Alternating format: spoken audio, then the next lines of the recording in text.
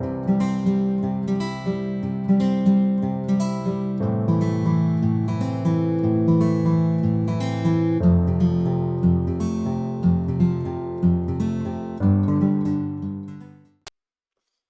everyone, welcome or welcome back to the channel. Today we're going to do a proper introduction for Completed Pages tour. This is part 3 of my complete collection tour where I go through every single book in my collection, every single page I've ever coloured, and I show you the lot of it.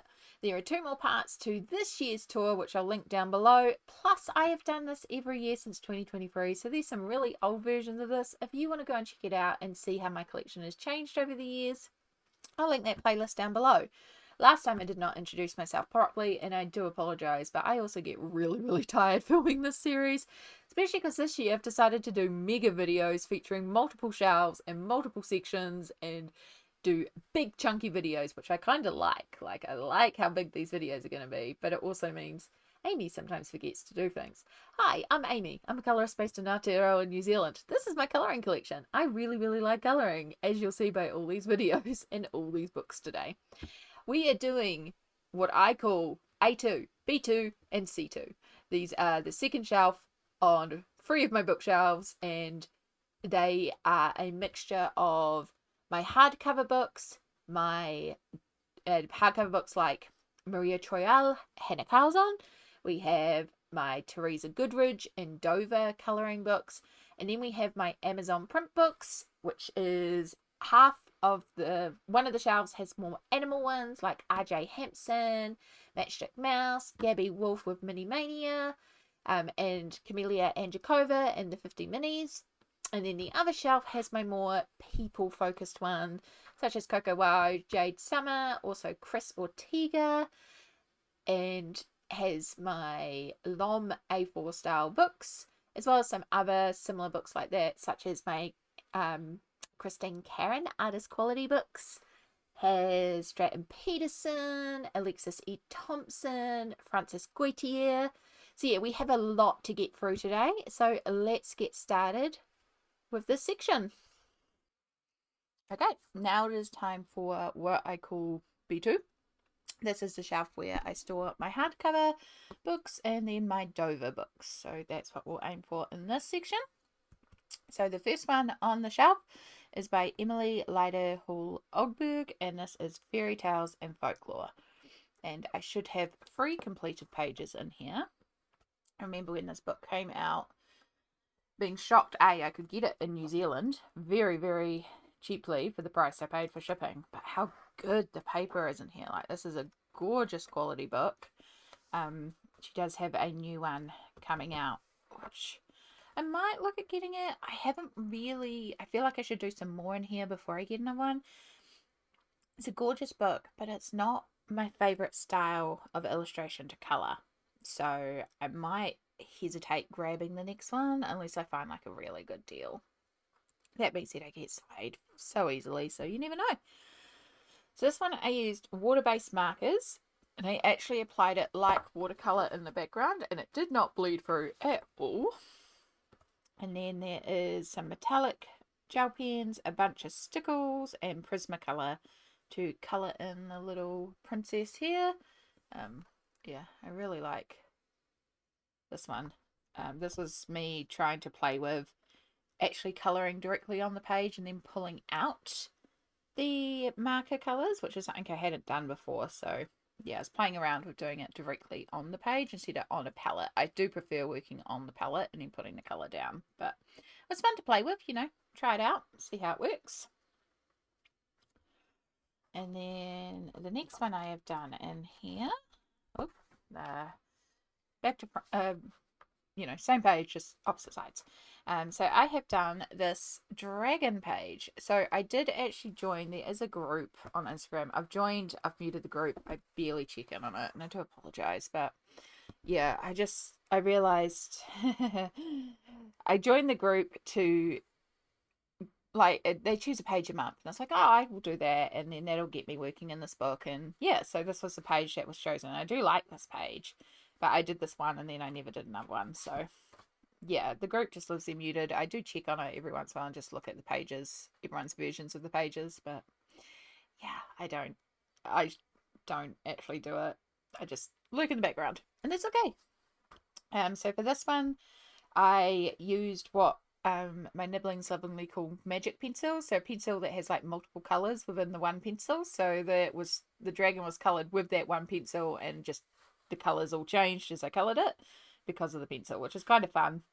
And then because it was so light, because it is, a kid's pencil, it is a very cheap pencil, I was like, all right, let's use Crayolas to finish off the rest of the page. So, I'm not going to have like intense polychromos or Prismacolor and then this really pale unpigmented dragon, because it wasn't like I could work back over it with another layer of pencil, because it would be a different color because the pencil has so many colors built into it. So yeah, it was like one layer. And then on top of the dragon, I did put Mod Podge Extreme Glitter, so there is also a bit of glitteriness and a bit of gold as well, to just do little scales. And then I just painted out the background in black acrylic, and used some metallic pens to do the stars, and also put glitter on the background as well. So yeah, because I chose to keep the pencils, like use less pigmented pencils, I like it. It looks really good together. And then the other one that I have done is this one, which I also really think is quite funky. So I started this one basing it with Albert Durers and some water-soluble crayons for the background, and then walked away from it for ages. I used then later on, when I came back, some iridescent watercolor to color over the background. I really like this background color. I think it's really cool and stormy looking. And then I think I also went in with more Albert Durer and also some Inktense to shade all her. I used a lot of water mediums to shade all her. I didn't actually pull out pencils, just trying to do it with water mediums. And then gold and silver super golden markers to do all the dots. And of course I went over the little eels with Mod Podge Extreme Glitter, because that's what I do. A little bit of white Posca for some highlights and stuff like that. But yeah, relatively simple, but I really like it. I still really love that background. That smoky blue, grey, brown. Such a cool background colour. Not something I would traditionally do. And I'm pretty sure that was the last page I've done in here.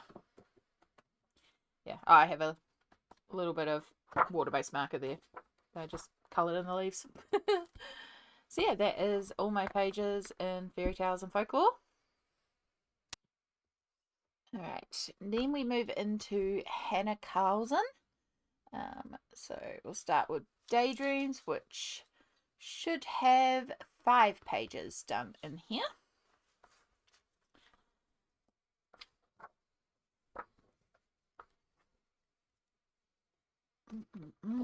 Yeah, so I have the double page spread of the butterflies, which I do need to come in with another layer of black acrylic. I've done this a few times where I had painted a background in black acrylic and then missed some spots, so I went in with a marker, but it's really obvious. So I need to go in with some black acrylic and matte that down so it doesn't have the big obvious I've coloured here with marker to cover up some spots that I've missed. And I've missed colouring areas anyway, so I haven't done a very good job. I just need to do another coat the background. But for the foreground, on this side I used Distress inks that I just put down and then spritz with some water. It didn't actually bleed through all that badly, which is quite surprising. And then this is a very old page, and I used some old Crayola glitter markers to just do all that. All the glitteriness on this side is also those Crayola glitter markers. The background is done in Reeves water-soluble pastels, which I no longer have. And then, as I said, the Crayola glitter markers and some Posca paint pens. Yeah, I do like that. I really like this one. It does need something more though. I feel like if I did this now, I would like splatter some gold ink. Instead of just doing the random little gold dots, I would do a bit more splatter on here. Just add a little bit more to here. Still going to do that. Fun to look back on though. And then I have my mum. I did this one and I was so pleased to have this one done. I've seen this one done so many times. So it was nice to finally get in and do my own copy. This was also my first time doing a Hannah Carlson portrait, which I hadn't done any of her portraits before. So it was really nice to do that because her portraits are pretty cool. So the background is watercolor, both iridescent and regular, and I got like this really cool splotchy, marbly, watery background. Which did bleed for a little bit because I also used some shimmer sprays in there because I love my shimmer sprays, even if they make a mess. But like for this beetle, I'll just paint around the background. That's fine. And then on this side, I'll paint around the background. So yeah, it's fine. So yeah, shimmers, watercolors, shimmer sprays. And then for the Merm itself, it's a mixture of Prismacolor and then some metallic brush pens that I had, which I used to colour in all the little fishies. I think there's a little bit of regular paint pens too, but I was trying to use like shimmery brush pens. Especially in her hair, I had a couple different purples and then my Prismacolor purples, so I mixed it between the shimmer and the regular. Yeah, I really like it. I had a lot of fun doing it, and I loved how it turned out. It's fun to go, so fun with all the colours, and yeah. So I need to do some more portraits in here. There's the other one. It's like I need this one more. And I have this one here. So this one has been done entirely in Faber-Castell classic coloured pencils. I did this one while in bed. Hannah Carlson and my hardcover books are often books I work on in bed, especially Maria Troyal, which is coming up, because the hardcover means that they're really easy to colour, you know, in bed on my lap. So yeah, this is definitely a bed one. I just used classic coloured pencils, and then I did use Poscas in a few different colours to do all these random dots in the background, and there's some glitter, which at the time would have been the Crayola cheap glitter pens. Yeah, I still think it's really cute. And I think that is everything I have done in Daydreams. It is. And then we have Grains of Gold, and I should have just the one done in here. What have I done in here? Ah, yeah, that's right. I've done the bottles. Done the bottles! Which one day I will also bring. I think I will use the same background over here. It did bleed slightly over here anyway. But I think it'd be nice to keep that background going across. So the background is Ganzai Tambi. Did it bleed through? Not too badly. On that side, very workable, very clean upable. What about if it bled on this one? That one would be a little bit harder, but that's okay. So yeah, this is Ganzai Tambi for the background, and I think I put a little bit of shimmer iridescent watercolor in there too, maybe. No, I just used the one color of the Ganzai Tambi. And then for the bottles themselves, these have all been done in jelly roll. I was gifted a beautiful big set of jelly rolls that had like metallics and mattes and moonlights and sparkles, and it's a beautiful set. So I was trialing out all the different types of markers and using all the different types of colour in here. So yeah, just really simple, just gel pens and a watercolour background, but you know, nothing wrong with a good old simple page. And I really like how it turned out. So yeah, those are my rainbow bottles and the one page that I have done Grains of Gold. I don't have every Hannah Carlson book. I have a few of them though. Right, Summer Nights. This is another older one for me, and I have done 6 pages in here apparently. I know at this one I initially was working in order, which I don't do anymore. That was how I started years and years ago, working in order. So we have the cover page here, so that has distress inks in the background, and then Prismacolor to colour in the little creature, and then I'd used a white gel pen as well to do some like little details on it. And then I thought it would be cool to put this sort of glitter all over the page. So this is like a glitter gel paint that I had, and it did streak the white gel pen that was here, but luckily I was working very evenly with my brushes, so it just looks like a bit of like movement lines, like this bug is flying through, so I don't mind it. And then because this glitter gel is terrible, I then also had to apply a coat of Mod Podge on top to seal in the glitter gel, because otherwise it would not have sealed in at all. I've done a little mushroom down here, a little bit of distress ink, and a little bit of polychromos pencil and a white gel pen. Just a little mushroom. And then we have this one. So this one was when I first was kind of learning about my Inktense. Yeah, I didn't do a very good job, and I did come in later on and try and do another coat on it, which is why you can see this edge, because by then I had done a little bit. Was it what was behind? No, I think it was actually overflow from the front cover. I think that's Mod Podge from the front cover. But either way, it was like not particularly not applied well. I know a little bit better now how I would do this, but again, this is part of the journey. This is part of the process. So we have the Inktense background, and then I have some Prismacolor for the actual birds, as well as the Deco Art metallic paint pens in rose gold and gold for all little details. I do like the colorway. Initially, you will see as well in this book that the colors were pink, purple, blue, teal, and then like metallics.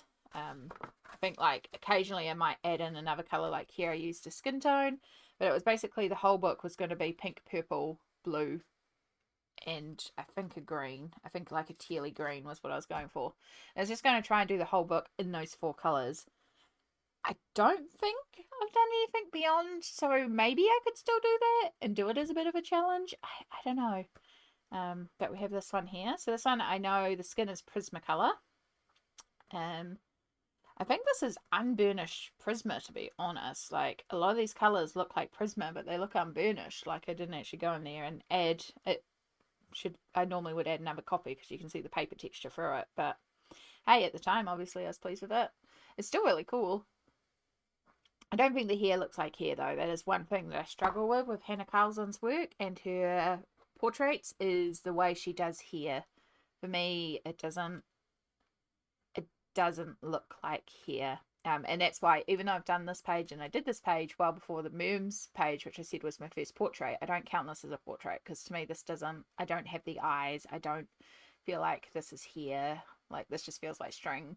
I know this one's weird to me. I don't count this as a portrait.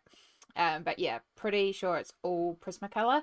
There may be a little bit of polychromos, but definitely Prismacolor. And then for the stars, I just use like this iridescent silver topper medium.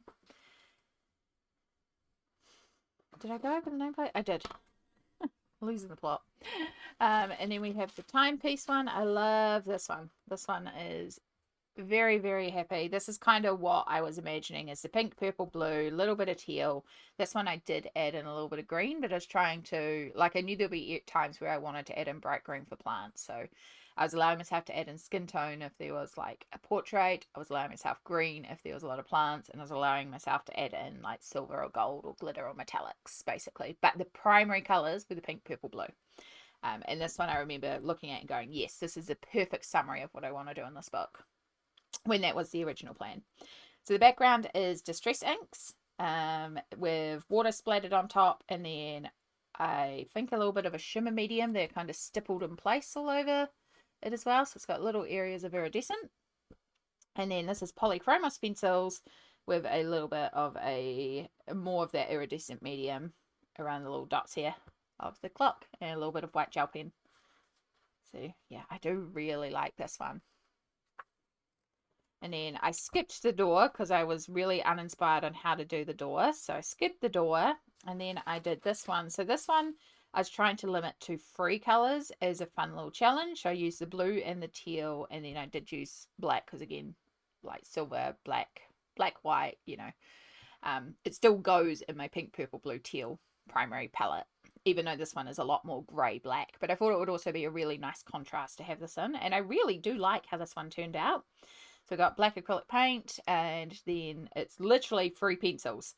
This whole thing has been done with 3 pencils, a blue, I think it's dark grey, not black. I think I did Payne's grey from memory, actually. Payne's grey, a aqua teal, and a blue, and polychromos, and then there is a silver paint pen as well.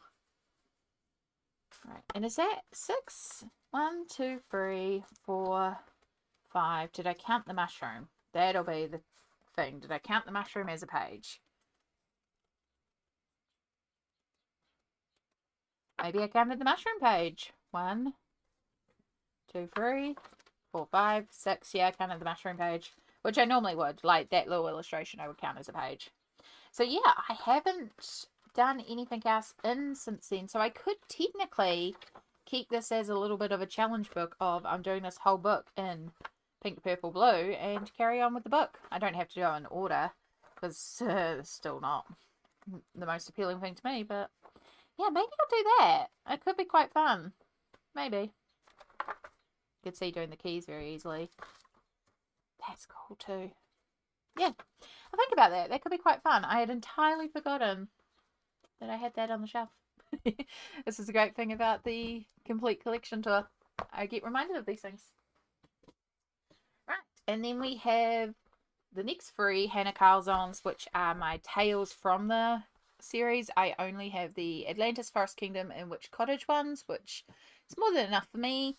I think I would like to get the others in this series, so I quite like the Tales ones. I do, like, I have got a more and more enjoyed Hannah Carlson this year, like, yeah. But I do like her Tales ones. I feel like these ones, her portraiture work in them, yeah, there's something about the Tales ones, I think, that just really catch me. I don't know, I like the portraits. So, and of course this is Atlantis, which is completely up my alley because it's all sea creatures, and I remember being so excited when this one came in, and then I just have not shown it a lot of love, which is sad. Now I have done one in here, but it was a quick and easy while in bed, not feeling well. Somewhere in here, there it is. It was just a title page.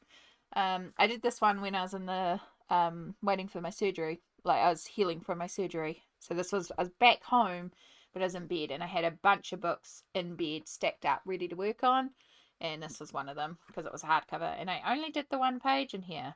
The background is Neocolor 2s. Definitely could use a bit more work, but I was playing around with Neocolor 2s, and then this entire thing is just done in super golden markers. Yeah, it's not my favourite thing in the world, but I remember at the time just being really doped up on meds and a bunch of pain and just wanted something simple and easy. So I did this one.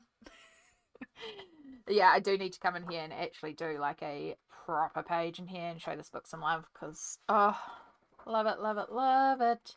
Sea creatures. And then we have Tales from the Forest Kingdoms. Once again, I have one in here. I think this is another one where I was just trying out a quick and easy page in here. No, it wasn't. It was the jar. I do a lot of jars, apparently. But yeah, you can see the difference in my Inktense background here because I've got a little bit more understanding of how to work with the Inktense, and I enjoy doing these more splotchy backgrounds. Now I would even push this further and work more colours in and stuff like that. But I remember at the time being pretty pleased with this. So I used Inktense for the background, and then Pablo coloured pencils just to colour the frame, and then lots and lots of different things on the actual jar. So I did use some Pablos to colour it, and then paint pens to do some highlights, and these some metallic paint pens as well for a couple of the details like the gold star. And then there is Mod Podge Extreme Glitter in the gem here, but also on all the little fairy dust in here. And then there's also Reeves iridescent paint over the top of the whole thing to give it that sort of glossy jar effect. So yeah, I really like that. I do want to take these colours and bring it over here and use those same colours across as well. I think that would look really cool, and then it's like her little jar, even though the different style jars, you know, I feel like it's cohesive, so I'd like to do that. Yeah, that's my one page intel from the Forest Kingdom. Then we have Tales from the Witch's Cottage. And I've done the little witch. This one is so cute. I thought it'd be really fun to colour the witch, but with like really girly non-witch colours. So yeah, I really like my little pastel summer witch. So the background is iridescent watercolours. I just got some in, so I was just trialing them out in the background. I really like how the background looks. And then Pablo coloured pencils for the actual character, plus a whole bunch of those Sakura Jelly Roll style pens, like the Moonlights and the Metallics and the Glitters. Just trialing them out as well on here. I did this the same time I did the other, the Grains of Gold jars with the gel pens as well. So yeah, that is Tales from the Witch's Cottage. And then I have Clara Markova. So this is my only Clara Markova book. I adore her work, and I think it would be amazing to get more of her work, but I'm not rushing to get more of her work because it takes so long to do a Clara page, and I have a whole book here. So yeah, for a long time I was like, I need to get all of them because I've got one of them, and now I'm like, no, we can show some love to this book before we rush out to get another one.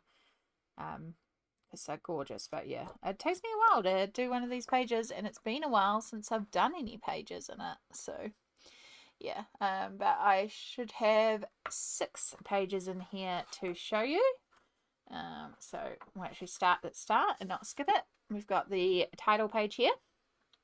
So this one uses Inktense and Polychromos to colour all this in, plus a little bit of paint pen for some highlights and stuff like that. No glitter, surprising. Very surprising for me. And then we have the nameplate page where I haven't actually written my name in, but I've coloured it. So again, Inktense for the background. I would now do another coat of Inktense on this background. But yeah, at the time I just did the one coat. And then Polychromos to shade, Mod Podge Extreme Glitter, and a bunch of Posca paint pens and stuff like that. And then I have this double page spread here, so I have actually coloured this side, and I do plan on, as I go through the book, colouring the side pieces to coordinate. So again, Inktense to base everything, Polychromos for shading. There is some stickles on the wing here and lots of different paint pens, and there's a little bit of dimensional glaze in here for the glossy windows. And yeah, I very much took inspiration from the colours on the front for that one. A little bit different, but I did like the purple and the green and the blue, but obviously it's not entirely the same. And then I have this double page spread, which I love how this one turned out. This one uses Prismacolors, and I used a lot of paint pens to try and remove the lines and make it as lineless as possible. There is also stickles on the dragon wings. And yeah, the Prismacolors just work beautifully on this paper, so I think if I did one again in here, I'll be trying to use Prismacolors. But yeah, I've pulled it out of the shelf a few times to work on it, and then yeah, I feel like in 2024 and 2025, especially in 2025 though, I noticed a lot of what I coloured was a lot more simpler. I avoided a lot of my detail focused books. Yeah, so I pulled it out a few times, but I didn't colour anything in it. And it's not like it is, you just do object by object, it's doable, but yeah, I seem to do a lot of simpler, quicker pages in the more detailed stuff. So I'm looking forward to doing more in 2026. And then the last illustrator I have in the hardcover section is my Maria Trailel. Gorgeous illustrator. I really like her newer style books. I would also love to get, I think it's Art Strider, and she has a Christmas one too. I'd like to get her newer ones. I have a couple of her older ones, and I don't think I need to rush out and get more of her older ones. I have Universe and then Twilight Garden and Luna, because her older ones are very plant focused. And again, I've talked about before, sneak peek, I'm not the biggest fan of colouring flowers. Now, her flowers are very sweet to colour, and I do like how Maria illustrates flowers. But I feel like this is enough of her older style books. But her newer style books involve different topics, and that's really exciting to me. So I really love her newer books. And so if she keeps on going down this route where, yeah, we have flowers, but we have other things like the portraits, love, like, yes, we still have flowers, but that stunning, just absolutely gorgeous. So I really love her newer books. So yeah, anyway, so this is Fairy Tale Worlds. I have 2 pages that are in progress and 1 completed page. My complete page is the front cover, which has splattered all over the place over here, but that's fine. So I just used Gansai Tambi granulating watercolors to just block in a little bit of color. A little bit of Pablo for the little Faye here, bit of Stickles, no, that's Mod Podge Extreme Glitter, a little bit of paint pen, and Super Golden markers. And I just coloured in this little illustration on the front. I really like her. She's super sweet, super cute. It was just a quick little one, but it was great. Plus, it also let me test the paper, which did not bleed through with the Gansai Tambi, which is always a win. But yeah, I did splatter it over here by accident because I always am really bad at putting down a protection sheet. So we have splatter on this side, but that's fine. I'll just pull out the watercolors one day and just put some on this side maybe. And just colour that little doodle, and that'll be a quick little one as well. Love, love, love that page. And then I have 2 work in progress pages in here, which is this double page spread, and this is actually a really important whip in my collection. So I started this in December of 2025. This is my most recent, one of my most recent whips.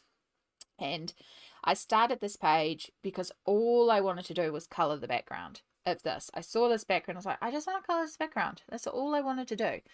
And so I did. And I love, love, love how the background was approaching. And then it's like, I actually want to do this background too and make them coordinating. So I blocked that off and did that background too. And I was like, cool, I'm so happy. I should walk away. But I have, partially because of, you know, YouTube completed pages and stuff like that, but partially because of me and my like keep whips under 10 and that sort of stuff, I've always like, I've started a page, I have to finish a page, I have to finish a page, I have to finish a page. But all I wanted to do was the background. And then I was so burnt out in December. I was like, you know what? Screw it. Walk away. Take a break. You don't have to go back to it. You don't have to do that. So I did. And then one day I was working. It's like, you know, I just want to sit here and color these in with fine liners. And I did. I just colored in the branches with fine liners. It's like, cool. You know, pulled out super golden markers for the stars. And it's like, cool, I'm done. Walk away.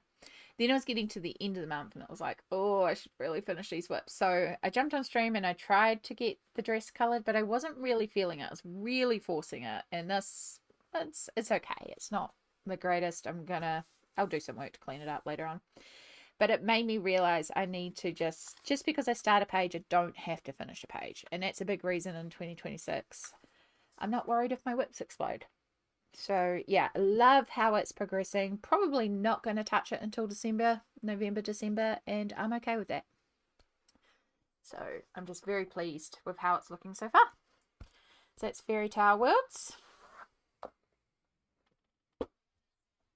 And then I have Shooting Star. And I have done 2 in here, which is my big double page spread that still has my little inspiration sheet in here, which is great because it's also stopping the pages sticking together. But yeah, I have my little rainbow mushroom kitty cloudland page. I love, love, love this page.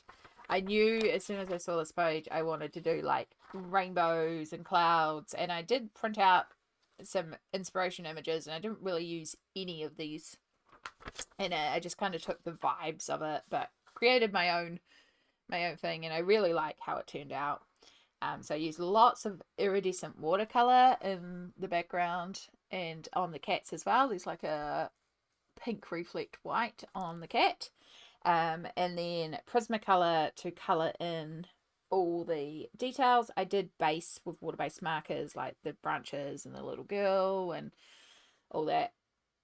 And yeah, Prismacolor and my little rainbow clouds. I really like my pink, yellow, blue clouds as well. And then I went on top of the clouds, on top of the mushrooms, I used Posca paint pens first because, of course, Stickles and Prisma can sometimes activate and change something in the Stickles glitter gel affects the Prismacolor. I'm not sure. So I tried putting down Posca paint pen first before I put down the Stickles gel, and you can see some of them have changed and some of them haven't, which is really interesting. But it just kind of adds to the rainbowness because it all went into shades of pink, so it's fine. It's just the mushroom spots are different colors, plus these gold stars on there too. So yeah, I really like this page. I think it was really fun. I love undoing it. I think it's really cute. Makes me happy. It's a kitty, it's mushrooms, it's rainbows, it's glitter, it's shimmer. So shimmery. Oh, so shimmery. So yeah, that is my page, my 2 pages in Shooting Star.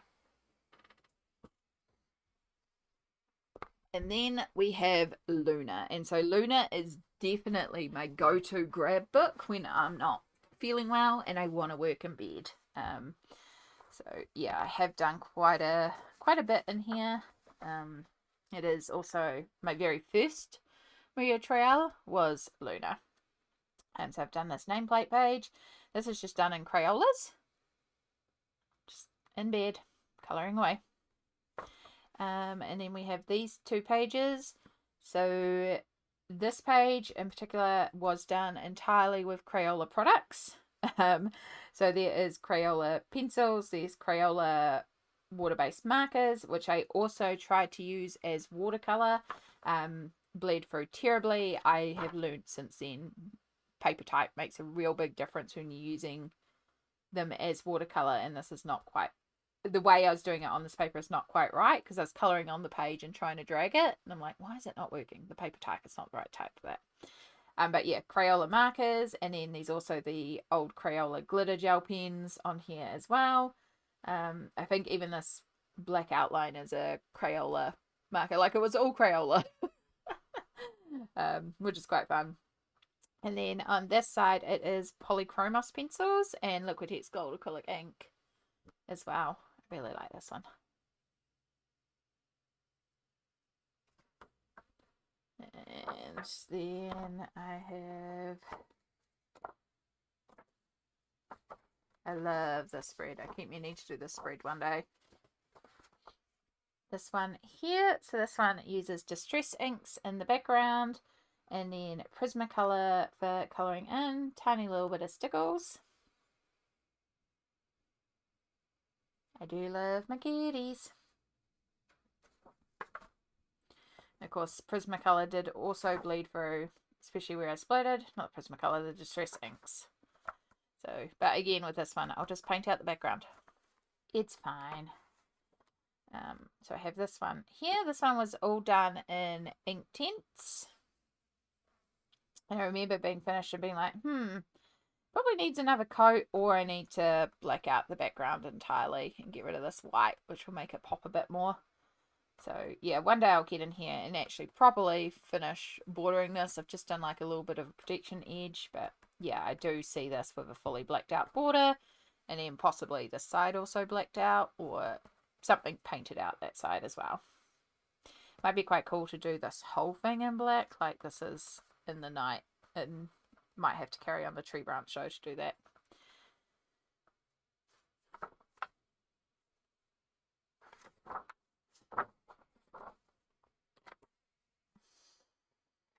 Right. This is actually a page I did while traveling. So I used water-based pencils. They are Kohler water-based pencils. So I was traveling in a car, and I just coloured this while I was traveling in the car. And then once I got to the destination, that is when I activated it. And that was a really good way to do it because I got the page coloured, but I didn't have to worry too much about blending because I was activating it later.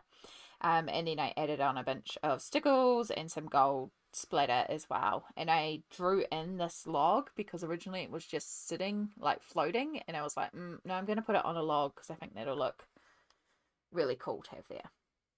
So yeah, I really like how this page turned out, and made me sort of figure out how to colour while travelling a little bit more effectively too, because I do get a little bit anxious travelling. Not that I've had to travel lately.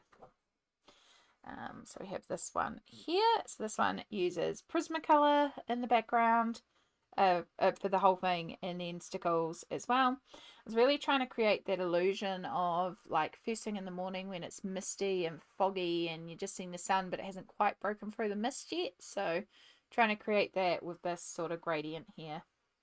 It's very horizontal. It should probably be a little bit more wavy if I was going for that, and the green's not quite right. It's more, it looks more like an ocean green rather than, especially because this is so warm green, but I still like it. I still like the page. Then we have this one here. So this was another traveling one, and this was before I worked out about the water-based markers. I mean, the water-activated pencils, sorry. So this one, I just used polychromos pencils, and it was done all on the journey. It's not the greatest colouring, and that's okay. It served its purpose. It kept me calm while we were travelling. I've got a little bit of stickles I added on afterwards to make it feel a little bit more complete, but yeah. Definitely very, like, there's no real shading. It's very, very light. I was doing it while traveling, so you can see that there's a big line over here where we went over a pothole and my pencil jumped, and yeah. But hey, like I said, it served its point, and that was the point of it. And then I have these two pages. So for this one, I used Distress inks in the background with gold Liquitex acrylic ink that I flicked everywhere. Polychromos pencils for shading, and then this is the some homemade glitter glue that I applied. The little dots I put on the collar have kind of not stuck because they were too tiny, but the big dots have all applied.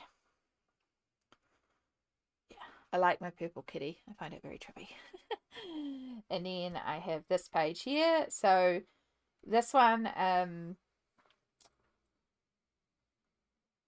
this is the one I was colouring in when I was doing a show. I was on backdoor security for a theatre production, and basically my job was just to count as cast and crew went in and out and make sure we had an accurate count of who was in and out.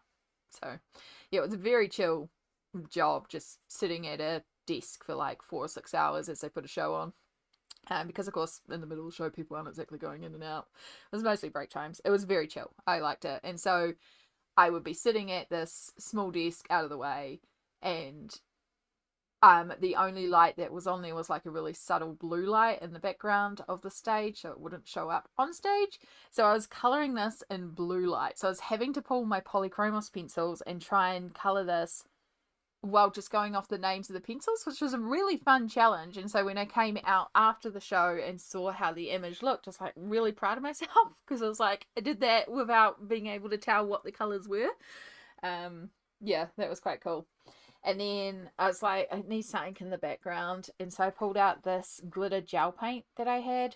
I did not realise how bright yellow the gel paint was. I thought it was more sheer. So yeah, it's got really obvious outlines, and I was like, eh.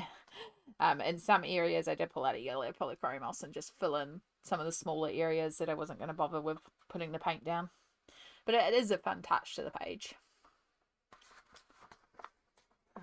Is that the last one? No, I have the very last page. And yeah, the very last page, which is technically a tester page, but I did colour in the little merb with water-based markers, and this is just acrylic paints. They're kind of swirled together. I think one day I'll probably come in here and just like either write something or add something to the page, but this is a tester page, and I was just having some fun with it. Just playing around with some acrylic paints, and there's a little bit of a metallic acrylic paint in there too. So yeah, so that's 1, 2, 3, 4, 5, 6,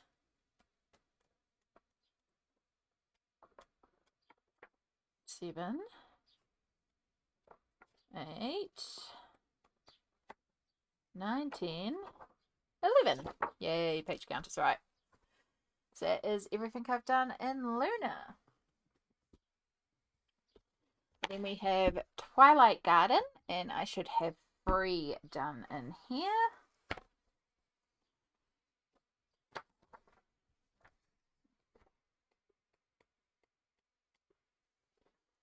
So we have my fluoro page here. It feels very fluoro. It wasn't intentionally fluoro, it just somehow ended up fluoro.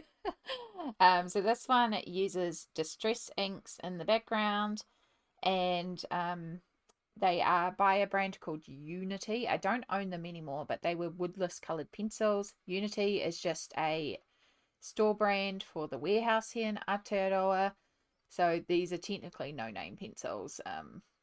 Yeah, they're not a specific brand or anything. But they were all right. They did the job, but I did get rid of them because I didn't use them a lot. It was only a 12 set, and they were kind of a bit scratchy for my liking. But I was just using them for the fun of using them on the page. And yeah, it feels very bright and neon this page because of all the bright pink and red. But I like it. And then I know the fox one is in here somewhere. This one. So this one is all done in distress inks, Derwent Inktense. And this was me trying to figure out how to shade and build and use Derwent Inktense as watercolor. Now I look at this and I can see just how much progression I had to go on it, but it's really cool to see my stepping stones along the way. Yeah, again, if I was to do this now, it would be much, much different, but it's cool to have that little nod of the journey. And then we also have this one, which once again has been based with Derwent Inktense, and then there is a little bit of polychromos for shading on here. No stickles, no glitter gel pens. This might have been a bed one, to be honest. It's giving me colouring in bed unwell vibes because of how, like, no glitter, no gel paints, no paint pens, just Inktense and polychromos. And I think that's it. I think that's all free. Yeah. Cool. So that's all 3 pages in Twilight Garden. And then I have Universe that I have done 2 pages in, and this one is a collab book, so it does have pages from a lot of her different books, including Luna and Twilight Garden, and then it does have some originals in here too. So I have done the front cover. This is once again me just playing with my Gansai Tambi. So Gansai Tambi, a little bit of iridescent watercolor as well, and then super golden marker to do the little butterflies. Really simple page, but I like it. And then the other one that I have done in here is this one here. So this is originally from Nightfall. And again, I have the Gansai Tambi the granulating watercolor in the background. And then I have used Pablo colored pencils to color in all the details. A little bit of super golden marker on the bird and for the background elements, as well as some Stickles glitter gel that I have stippled in as well. And yeah, I really like sort of like the shape of the background that I've got here. I think that's really cool.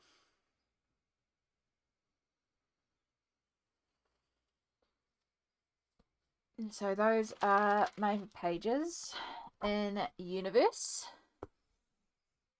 And those are all my hardcover books. Okay, next section is my Dover books, which the majority of are Teresa Goodridge. I have a lot of Teresa Goodridge. I really do like her as an illustrator. So these are in alphabetical order. And we'll start off with Afternoon Tea, which I should have 2 in here. I have, this one here. So this one I coloured very specifically to sort of take inspiration from me.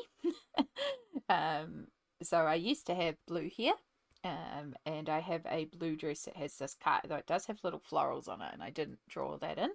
And I still have it downstairs, but I have a bike that's this colour with a star with a basket on the front and stuff like that. And then I also have a tea set with this pink and white and a rose. So yeah, it's just kind of taking inspiration because it's like, oh yeah, that could be my this and this and this and this. And so I was like, cool, I'll make it me. So yeah, I really do like this one though. It's very, very cute. So I used alcohol markers to base it, and then Pablo coloured pencils to shade it. There is some Posca paint pens for highlights, as well as Mod Podge Extreme glitter for all the little glittery details as well. Surprised I didn't put glitter on the ocean. I quite often do that. I like to make a glittery ocean. And then the other one I have is this one here. So this one uses some tempera paint sticks for the background that I have activated and smushed all around. And then I use Derwent Intense with a little bit of polychromos pencils. I think I also use mostly Albert Duras to to activate for the cups as well. I think it was actually Albert Duras over Intense because I was trying to keep it a little bit more paler. And then lots of paint pens for all the steam and the words, and a little bit of silver metallic gel pen as well. So yeah, that's afternoon tea. Then I have afternoon charm, which should have just the one in here, which is this one here. So this one is Derwent Intense with polychromos pencils and a little bit of Posca paint pen. Really trying to play around with that autumnal colour palette here, and I really like all the colours that got into the water.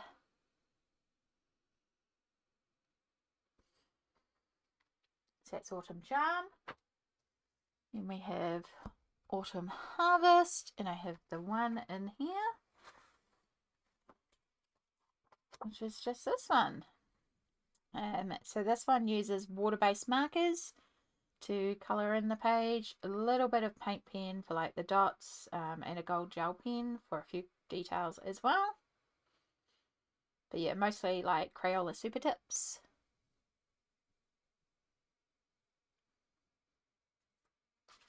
Don't think. Yeah, no, alcohol markers to base and then shaded with the Super Tips. That's right. I was thinking that wall is very, very flat, so maybe I used an alcohol marker there too. And now I remember I used alcohol markers to base and water-based markers to shade. And then we have Autumn Scenes. So it should be another one in here. This is an older one, you can tell by the line work. And I've done the Happy Halloween one. This one is all entirely water-based markers this time. Definitely needs me to go around and border it properly. Yeah, and I really wanted to play around with non-traditional colours for this one, so had a lot of fun. Pinks, purples and blues. Love that combo. Just wish I'd done my kitty black. I think that would have really sealed it. And there's nothing that's stopping me really coming in here and colouring it in black and then adding in some little yellow eyes. So yeah, in reflection I would switch that around, but other than that, really like it. Then we have Christmas Charm. I should have 2 done in here.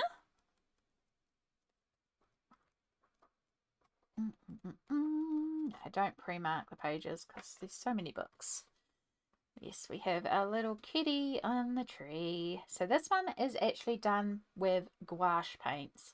They're not very good gouache paints, and I have gotten rid of them now because they were very sticky and caused me a lot of problems. And I realized once I got like some proper gouache just how bad these gouache were. But I managed to do this with the really bad gouache. I'm pretty pleased with it. Like, I did wow.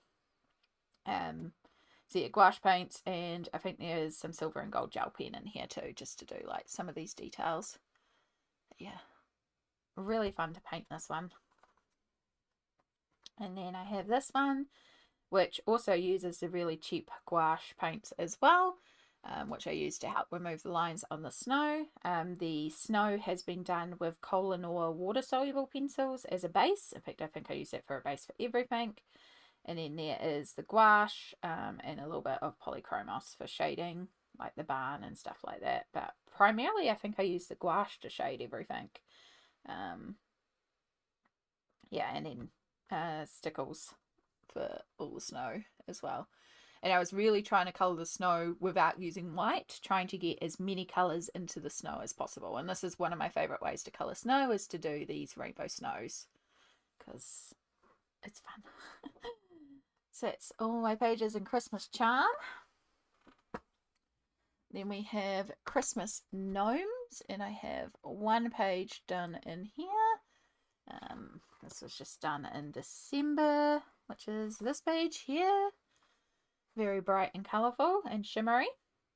So this one uses alcohol markers to base with a little bit of polychromos pencils and lots of white Posca paint pens for highlights. There is a metallic brush pen that I've used in the background here to do all the snow, and yeah, just lots of like gold and shimmers and just having fun with it.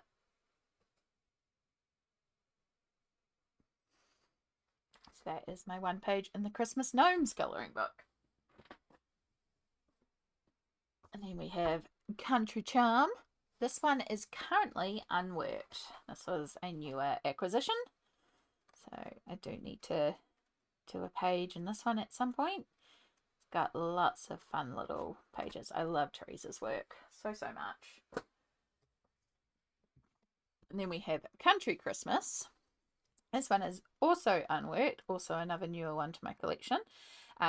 This one will probably November, December. I was going to try and work on it in December. In my December plans, I talk about this page here. There is a couple of printing errors in this book. There's another page with it as well, where, you know, the ink is running out very clearly, but I also think that'll be really fun to do sort of like a lineless look to the page. Sometimes, as you've seen, I do remove the lines for Teresa Goodridge's work, so this will be kind of fun to play around with removing all the lines of. So it's Country Christmas.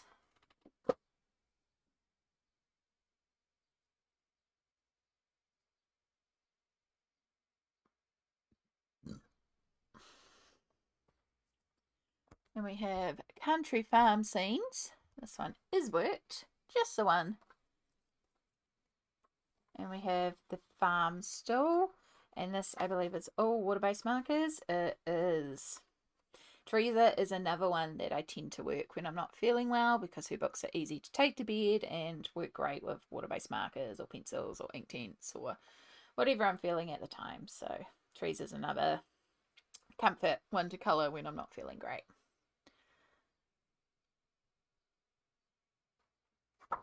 Yeah, that's Country Farm Scenes, the one done in there.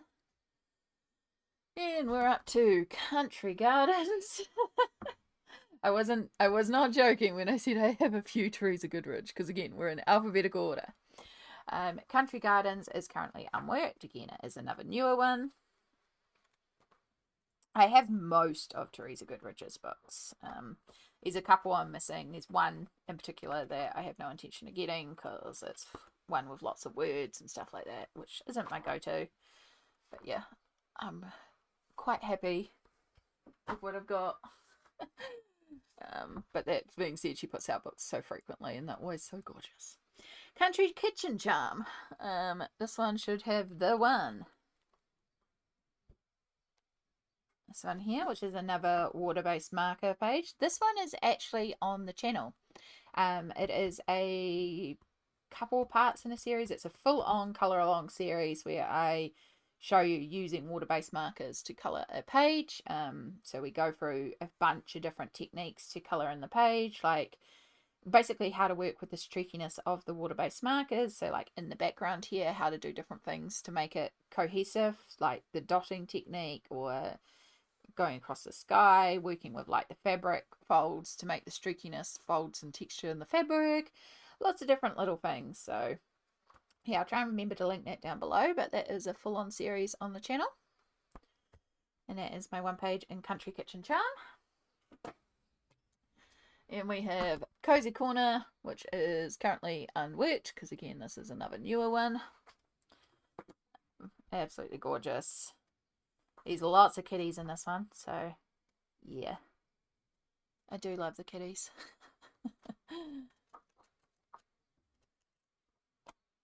So yeah, currently unworked. Then we have Enchanted Christmas. Another one I was going to work in December and did not get to because of the burnout. I should just have the one in here. I think so. Which, I mean, of course, out of all the pages I'm going to do the Summer Santa.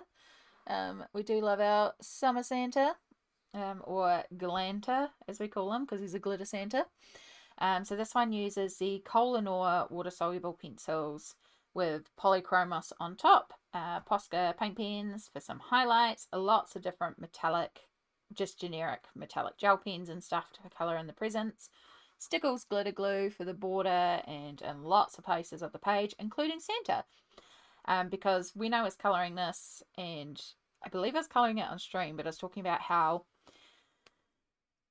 representations of Santa in Aotearoa, New Zealand, we tend to have like him in a tank top and shorts, or he's swimming, so he's like in his swim trunks, or like a Hawaiian style shirt. Like he's usually in a more summer representation, because you don't want to wear a fursuit in summer. Like, you know, the full-on winter suit would be far too hot to be wearing on the beach. So what I decided was he's got a summer variant where it's just like a light suit, but it's all glitter, since it's not, you know, like the fur cuffs and the wool suit. So yeah, that's why he is full glitter. Plus, you know, why wouldn't you?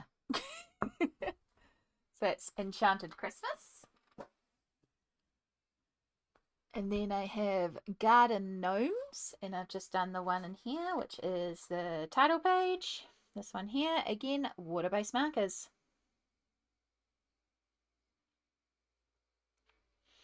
This is great. Just took the box of 100 Crayolas to bed, took the book, coloured in bed. Straightforward, easy. That's the only one I've done. The gnomes that Teresa Goodridge does is so cute as well. And they're a little bit more simpler, more cartoony than the other books, so really fun. Gnome for the holidays. That's that one there. This is unworked. And yeah, again, this is one I was going to work in December. Did not get to, and that's okay. I have to see if these, like, yeah, these are New Year page, so I could do that one. Valentine's, like, there'll be a few different pages in here that I might be able to do throughout the year. Just have to remember to pull it out. Gnome for the holidays. Then I have Gnomes at Home, which is a bit different looking than all the rest of her books. This one is got 62 images instead of the 31. This one does feature new work, and it's all gnomes. So yeah, this is like a double-sized book. There are a couple double-sized Teresa Goodridge books, but some of them are compilations. Like there is a Walmart exclusive one that is a compilation of, I think, like garden gnomes and one other one. So yeah, just be careful of that. But this one is all different images. So it's like Gnomes at Home. Yeah, chunky one compared to the rest of it. And unfortunately, unworked at the moment. Then we have Homes for the Holiday. Home for the Holiday, sorry.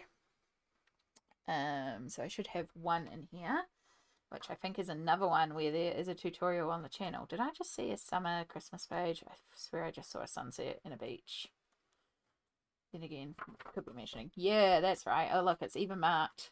Oh, I try not to keep post-its in my books anymore because the glue can affect the pages. So hopefully that one's okay. But yeah, didn't even get to pull this one out in December. Otherwise I might have found that. But I have this page here. So this one is also a tutorial on the channel. Has been based with the Karron water-soluble pencils, and then completed with the very cheap gouache that is more like acrylic paint that I don't have anymore, and uses a little bit of Posca paint pens to do all the baubles, little lights and stuff, as well as stickles to do all the snow. Yeah, again, I really like Rainbow Snow. Rainbow Snow is fun. So yeah, I'll try and remember to link that one down below too. If not, just head to my playlists. There's a lot of playlists, but it is in there. Home Sweet Home. Currently. And which... Again, there's quite a few kitty pages in here. Love the animal ones. Not so much a fan of these star ones, but they're okay. Then we have It's a Cat's World. And this one is my favourite.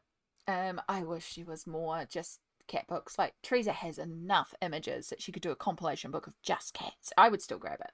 But yeah, I love It's a Cat's World. It's my favourite one. I know she has I think it's Owls coming out this year. She has one more like dedicated animal one, but this is the only currently available animal book of Teresa Goodrich's. And yeah, I think there needs to be another cat one. There could be a dog one, because again, there's a lot of dog ones. Like, she has a lot of animals that she does, but I would love It's a Cat's World too. Or I don't know, I like kitties. But yeah, we have 7 in here to go through. So we have this Kitties in the Kitchen Causing Chaos scene. This one I used alcohol markers to base, and I didn't really go in with a colour plan for how the kitchen would look. So it's very all over the place, but I feel like that's kind of accurate to most people's kitchens. Like, we don't all have show home kitchens where all the items match. We have like mismatch and chaos, and yeah, so lots and lots of colour. So yeah, it's probably a little all over the place in terms of the coordination, but it's also accurate. I have so many kitchen pages, it's fine. I can do a show home kitchen on another page. And then I have this one here. So this one uses the Karron water soluble pencils to base. It used to be my only water soluble pencils, so I used to use them to base it a lot. And then polychromos for shading, and a little bit of stickles on the collar, as well as some Posca. And when I was working on this section, I didn't use any pencils on it. I just used the water soluble pencils, and I also worked a lot of white water soluble pencil to really tone down the line, so it would have a difference between the black of here versus here. So hopefully it would read a little bit more like they were watching television, which I thought was really cute. Yeah, I still need to go round. I have gone round with like a black pen and like done a thicker border around all these pages, but I think all of them would do really well with solid black borders. Then we have this one here. This one I have done just with polychromos pencils. I started colouring this, and then I put on Instagram a poll about what colour to do the kitties, and I was leaning towards doing black kitties. This was actually the first page I did in the book, and I was thinking about making the whole book black kitties the whole way through. But I put a poll up on Instagram about it, and Instagram was like, nah, do ginger. So I did ginger. And I like it. It's cute. It's very harmonious with the page, but I feel like the kitties get a bit lost. I think if I had done my black, these kitties would have popped a lot more. But the orange ties in really well to the brown, and the little touches of yellow, and like, it does work together really nicely. But I still kind of wish I'd done my black. I wish I'd gone with my gut. Yeah, but don't get me wrong, still like the ginger though. Still think the ginger's cool. Then we have this one here. So again, this is polychromos pencils. I don't think I based this one. I think I just went straight in with the polys, and I remember spending ages with my paint pens here, really trying to remove the lines and make it almost lineless. So where the highlights were doing paint pen and just leaving the black on the shadow areas, and really playing around with that and just really liking how it came together.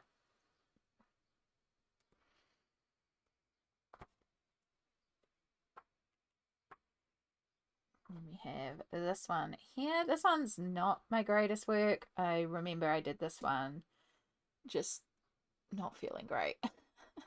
Definitely a bit of a rush, this one. So this one just uses alcohol markers. I think there's a little bit of Pablo, and it's not even done very well. But on there, it might even be Crayola coloured pencils, to be honest. yeah, this is definitely one where I started the page and then was like, well, I have to finish the page now, and was forcing myself to finish the page, and I don't like how it's finished, and that's what I'm trying to avoid doing from now on. But hey, it's here. It's what's in the book. It's part of the journey. Um, this one here, I really like this one. I spent so long on this one.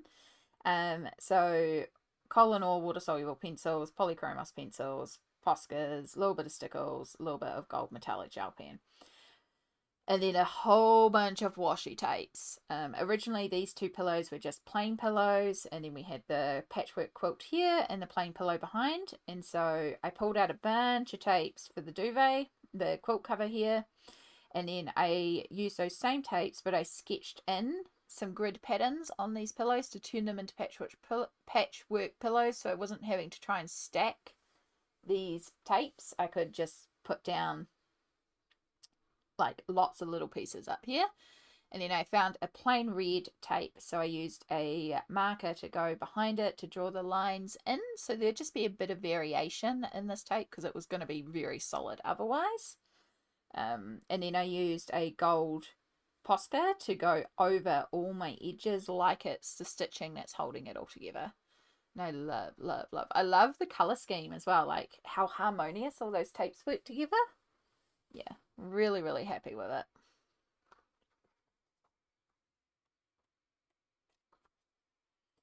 And then this one here, so this is actually a photocopy of the original. The original is actually on my mum's computer. I could go get it. She framed it.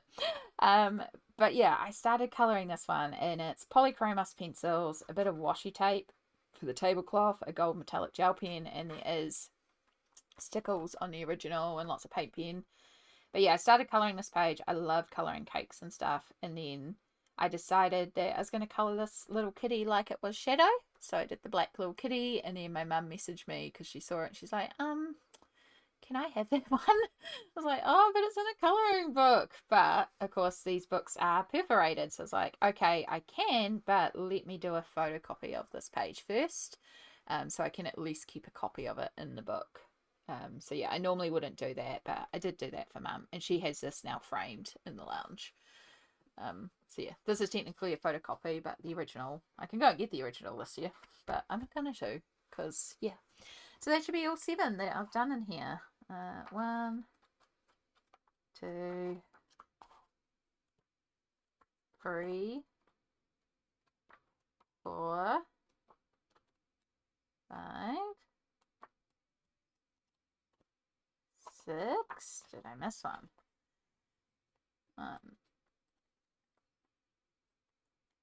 2, 3. I don't think I counted that last time.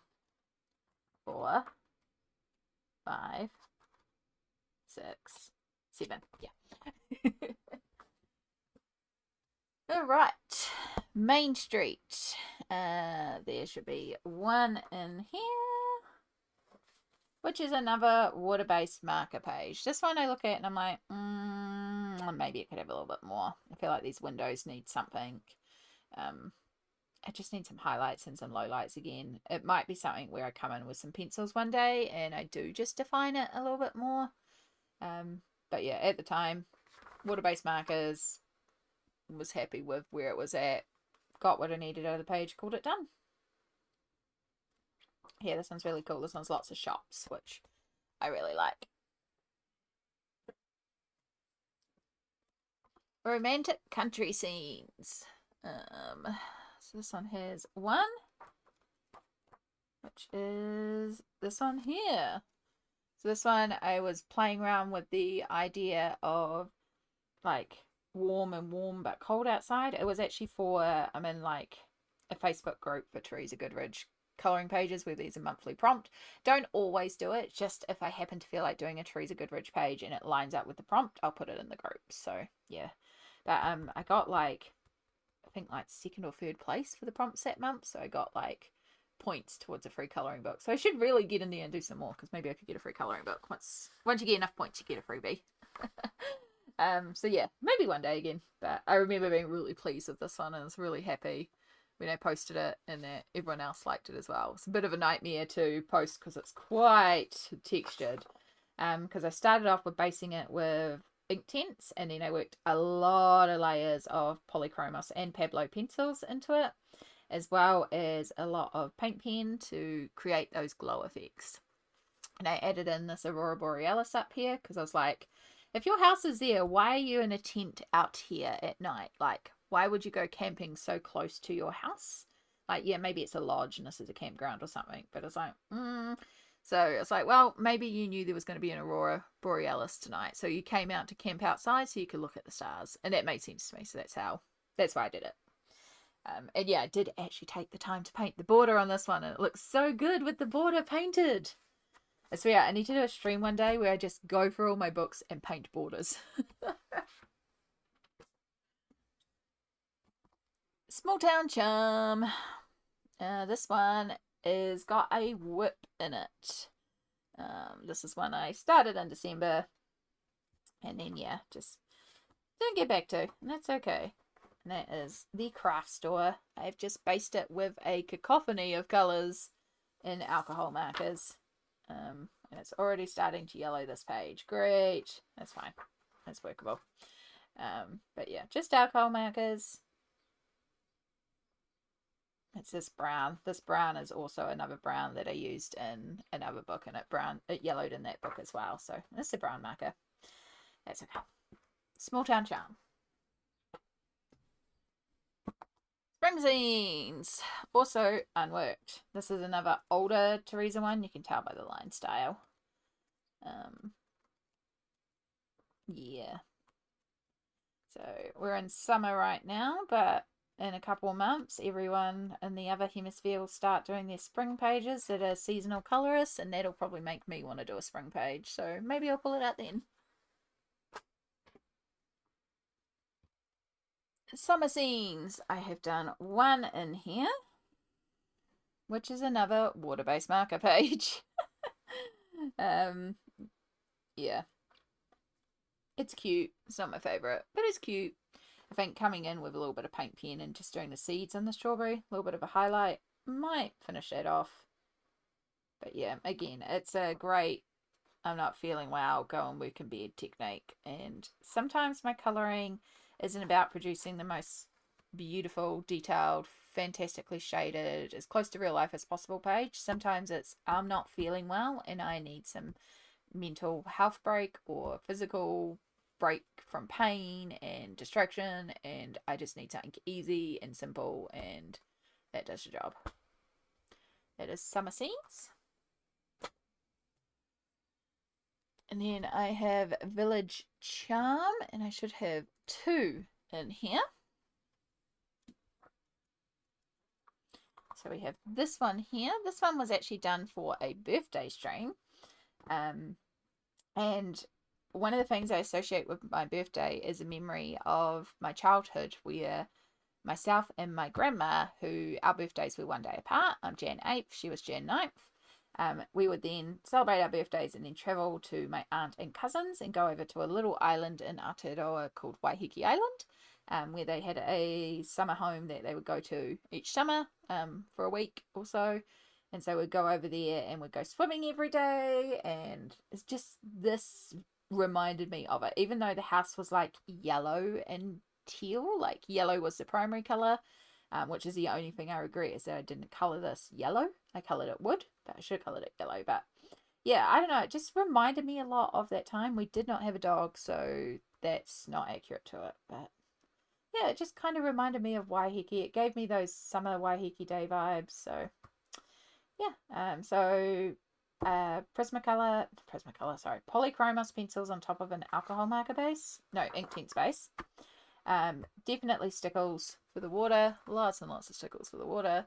And lots of paint pen as well. And then I also have this page here. I really like this page. I was only used polychromos pencils, and I was trying to limit myself to quite a limited palette. I think it was 8 or so pencils. I used to have the color chart in here, and I guess it's not in here anymore. But yeah, it's definitely got like rose carmine and a light peach, ivory, I think a light grey, Payne's grey, a brown and a green, I think was about it. It's a very limited palette, but I really like the feel of this page. Very vintagey and not typically how I would colour a page, but it's very cool. And so yeah, it's all polychromos pencils, a little bit of paint pen as well, all Posca white and a little bit of Posca gold there.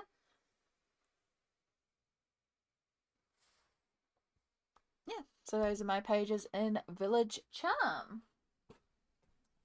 We have Winter Wonderland, which is currently unworked. Another older one. You can tell by the line style, but I really like this one. This is again another one I was going to pull out in December and did not get to because of burnout. And then Wish You Were Here. We have one in here, which is this one here. So alcohol marker for the base. And then I think it's Pablo's I used to shade this. Maybe Polly's as well. I think it's a mixture of the two, to be honest. Polly's and Pablo's. And then paint pens to do lots and lots of line removal. And then Reeves Iridescent Paint Medium, which is what I used on the water here. So it's not quite a glittery water, but it does have a shiny light reflect. And I did use a little bit of like different colours to try and remove lines even on her, using like, I got the Posca beige here, and that's what I was using. It's like my first time with that colour. And yeah, definitely, again, needs a border cleanup. But that's my page and Wish You Were Here.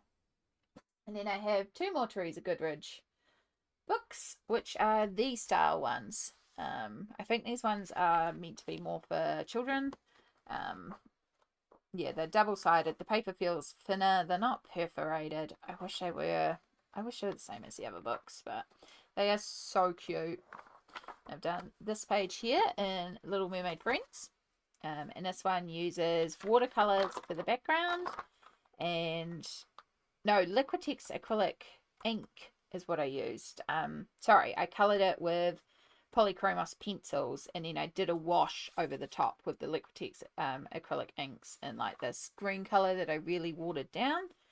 So it also tinted a few of my pencils, but kind of gave everything like it looks underwater because it's got that wash. A little bit of paint pens and no glitter, surprisingly. But yeah, remember that one? It was really simple to color. I was just having fun with it, just playing around. Really surprised the ink didn't fully bleed through, but super, super cute page. And then I have Pretty Princess, and I have a feeling this one might be a bit, yeah, not too bad. This one here, so I was playing around with Gansai Tumby and trying to color a whole page with just Gansai Tumby. It's not the greatest work, but I was just playing around with it. It was just a fun idea. So yeah, all Gansai Tumby, and then I pulled out water-based markers and I just flat colored everything else, and use a little bit of like paint pens and shimmer pens and glitter to just do a few details. It's not the greatest coloring in the world, but I was just playing around with an idea. It's not like I don't have a lot of other pages that I can color. So yeah, that was Pretty Princess and Little Mermaid Friends, which are also by Teresa Goodridge and also produced by Dover. Okay, and then my other Dover colouring books that I don't have many others. I have 3 more that follow that same style, and they are all to do with ancient Greece and mythology. I found these at an op shop for 50 cents a piece, so I picked them up. So this is The Adventure of Ulysses by Bruce LaFontaine, and it does actually explain a lot about the mythos as well, and has the illustrations. Yeah, like I said, I picked these up for 50 cents each. I'm not 100% sure if it's my vibe, but for 50 cents I couldn't leave them. So The Adventures of Hercules, this is by John Green. Bob Bladstow, I believe, is the author. Once again, we have the same idea where we've got a storybook that you can also colour. So yeah. And this one has got a couple that have been started by the previous owner. Yeah, it's quite small images. That one wouldn't be exactly a lot to colour. And then I have Life in Ancient Greece, which is also by John Green. And this one has lots of different illustrations in it. So I actually did do a couple years of Latin in high school, and I used to do classical studies as well. I was really fascinated by ancient Greek life. So these books are like appropriate because I have a fascination with it. I would love to actually visit. I know it's touristy, but Pompeii and the surrounding areas and that. So yeah, I haven't reached for these yet. I haven't coloured in them, but like I said, for 50 cents a piece, I couldn't leave them behind. And I thought they were cool. And if anything, well, I'll have a good read. And then maybe at the end of the year, if I decide I don't want them, I'll unhaul them. And all I've done is donate $1.50 to an op shop. And then the last creative haven I have is the Witchcraft colouring book by Jessica Mazurkiewicz. Butchering that, I know. I have done one page in here. I honestly entirely forgot this book was in my collection until I pulled out the stack for this video. I was like, oh wow, I entirely forgot I had this book. Which is the great thing about complete book collection, because there are books that I just genuinely forget I have because I have so many books. And so it did kind of make me think, maybe in 2026 I should do some more random pulls and, you know, spinning wheels, and let a spinning wheel pick books, because there's a lot of books in my collection that maybe I haven't touched in a long time or even remembered to pull out in a long time. So yeah, I've done the one page in here, and it's basically just water-based markers. Yeah, a little bit of metallic gel pens as well, but pretty straightforward. Just another one where I grabbed a box of markers, grabbed this book, went to bed, coloured in bed. Yeah. And there are some images in here I absolutely love. There's some images in here I'm a bit like, meh. So, yeah, maybe we'll get in there one day and do some more. But that's Witchcraft by Jessica Mazurkiewicz. Yeah. And so yeah, that is the entirety of my B2 shelf. Okay, so now I'm going to start on A2. So this shelf is all Amazon printed books, but all the ones that are sort of animal related. I mean, there's a few odd ones in there, but it's like animals doing people things. It's basically the shelf.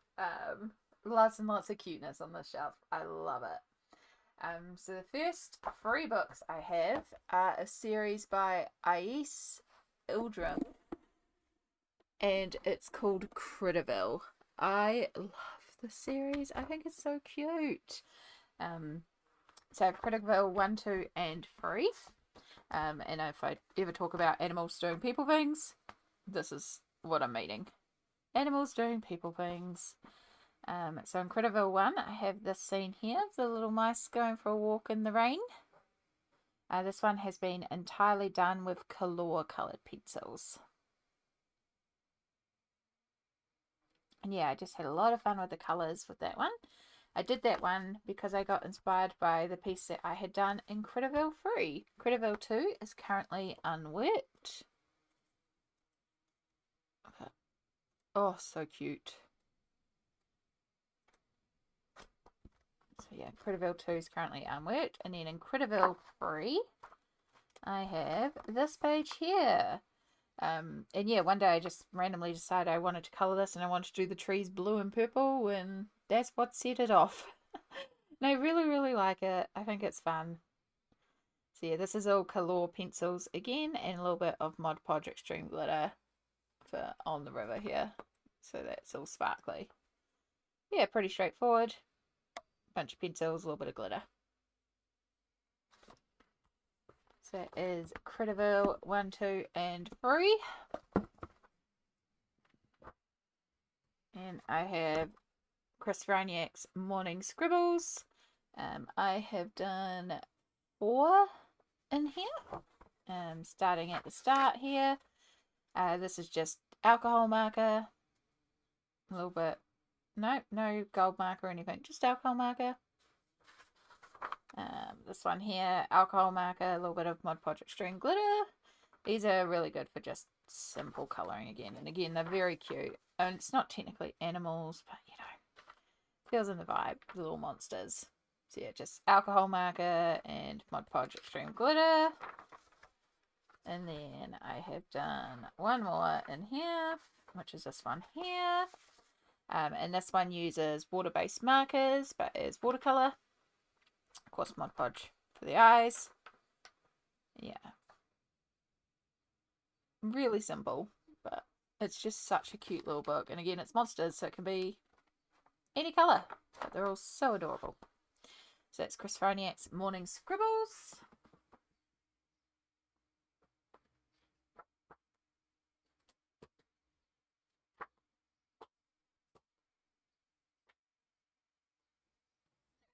Then I have Cats Around the World by Eva Carrier. I have done the one in here. This is a really interesting colouring book. She uses inks and she has a really interesting line style. Anywhere where it has like a double page spread, it is actually blank on the back side, so it's also got a really interesting layout to the book. But yeah, it's literally Cats Around the World.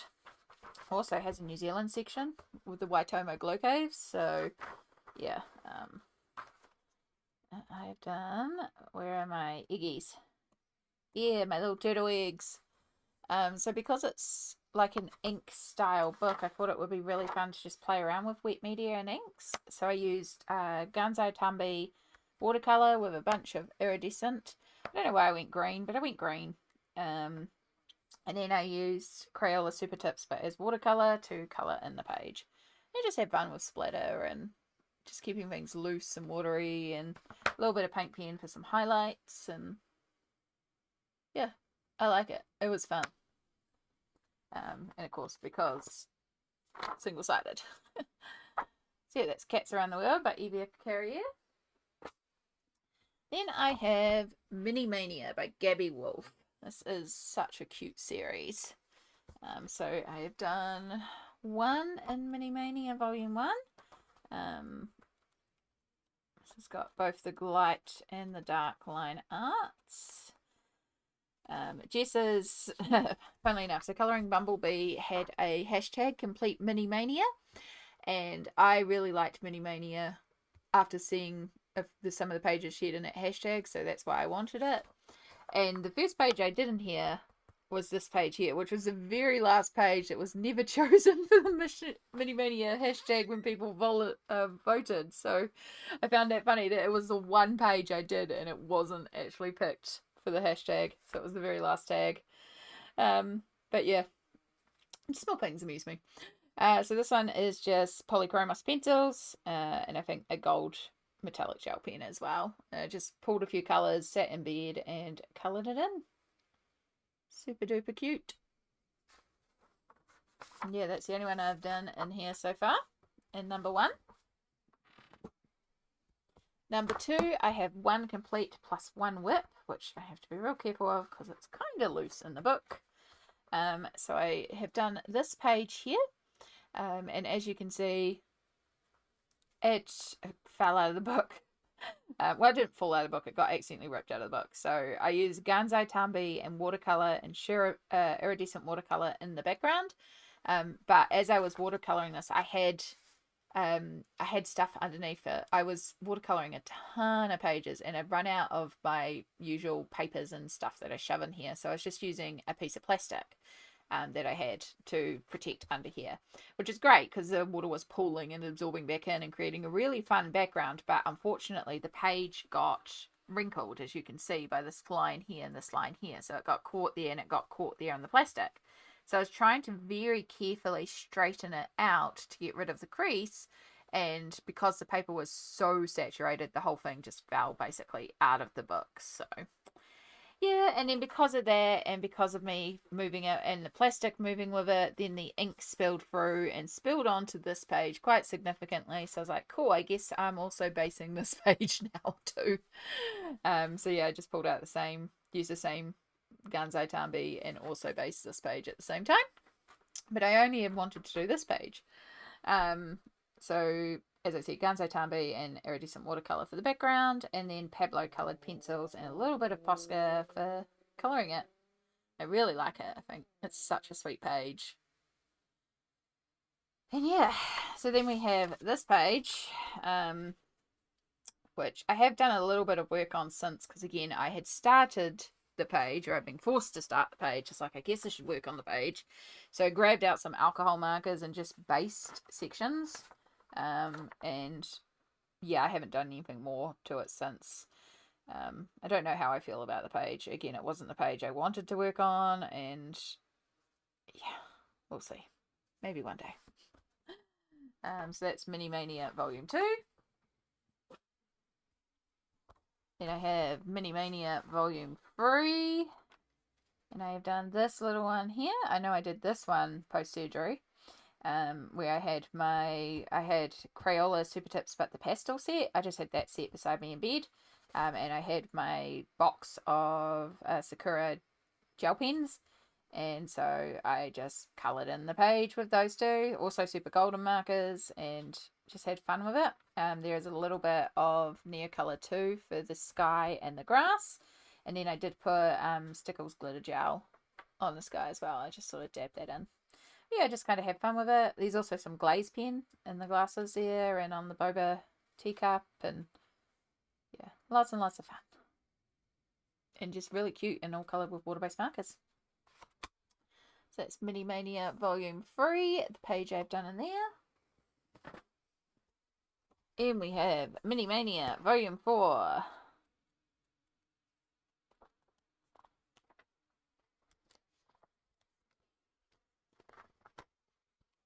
And we have done at the same time as the other page, as you can tell by the background, this lanterns page. So once again, it's Ganzo Tambi and iridescent watercolor for the background.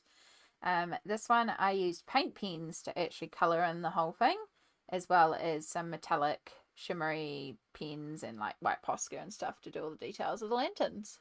And there's a little bit of Mod Podge Extreme glitter to glitter all the areas, because glitter.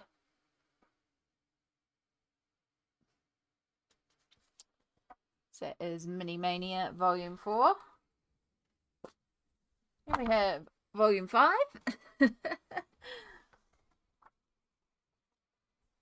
Also done around the same time.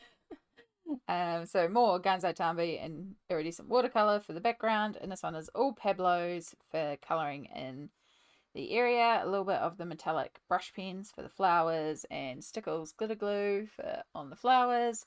And then there is also some white acrylic paint, Liquitex acrylic ink, sorry, that I flipped onto the page as well.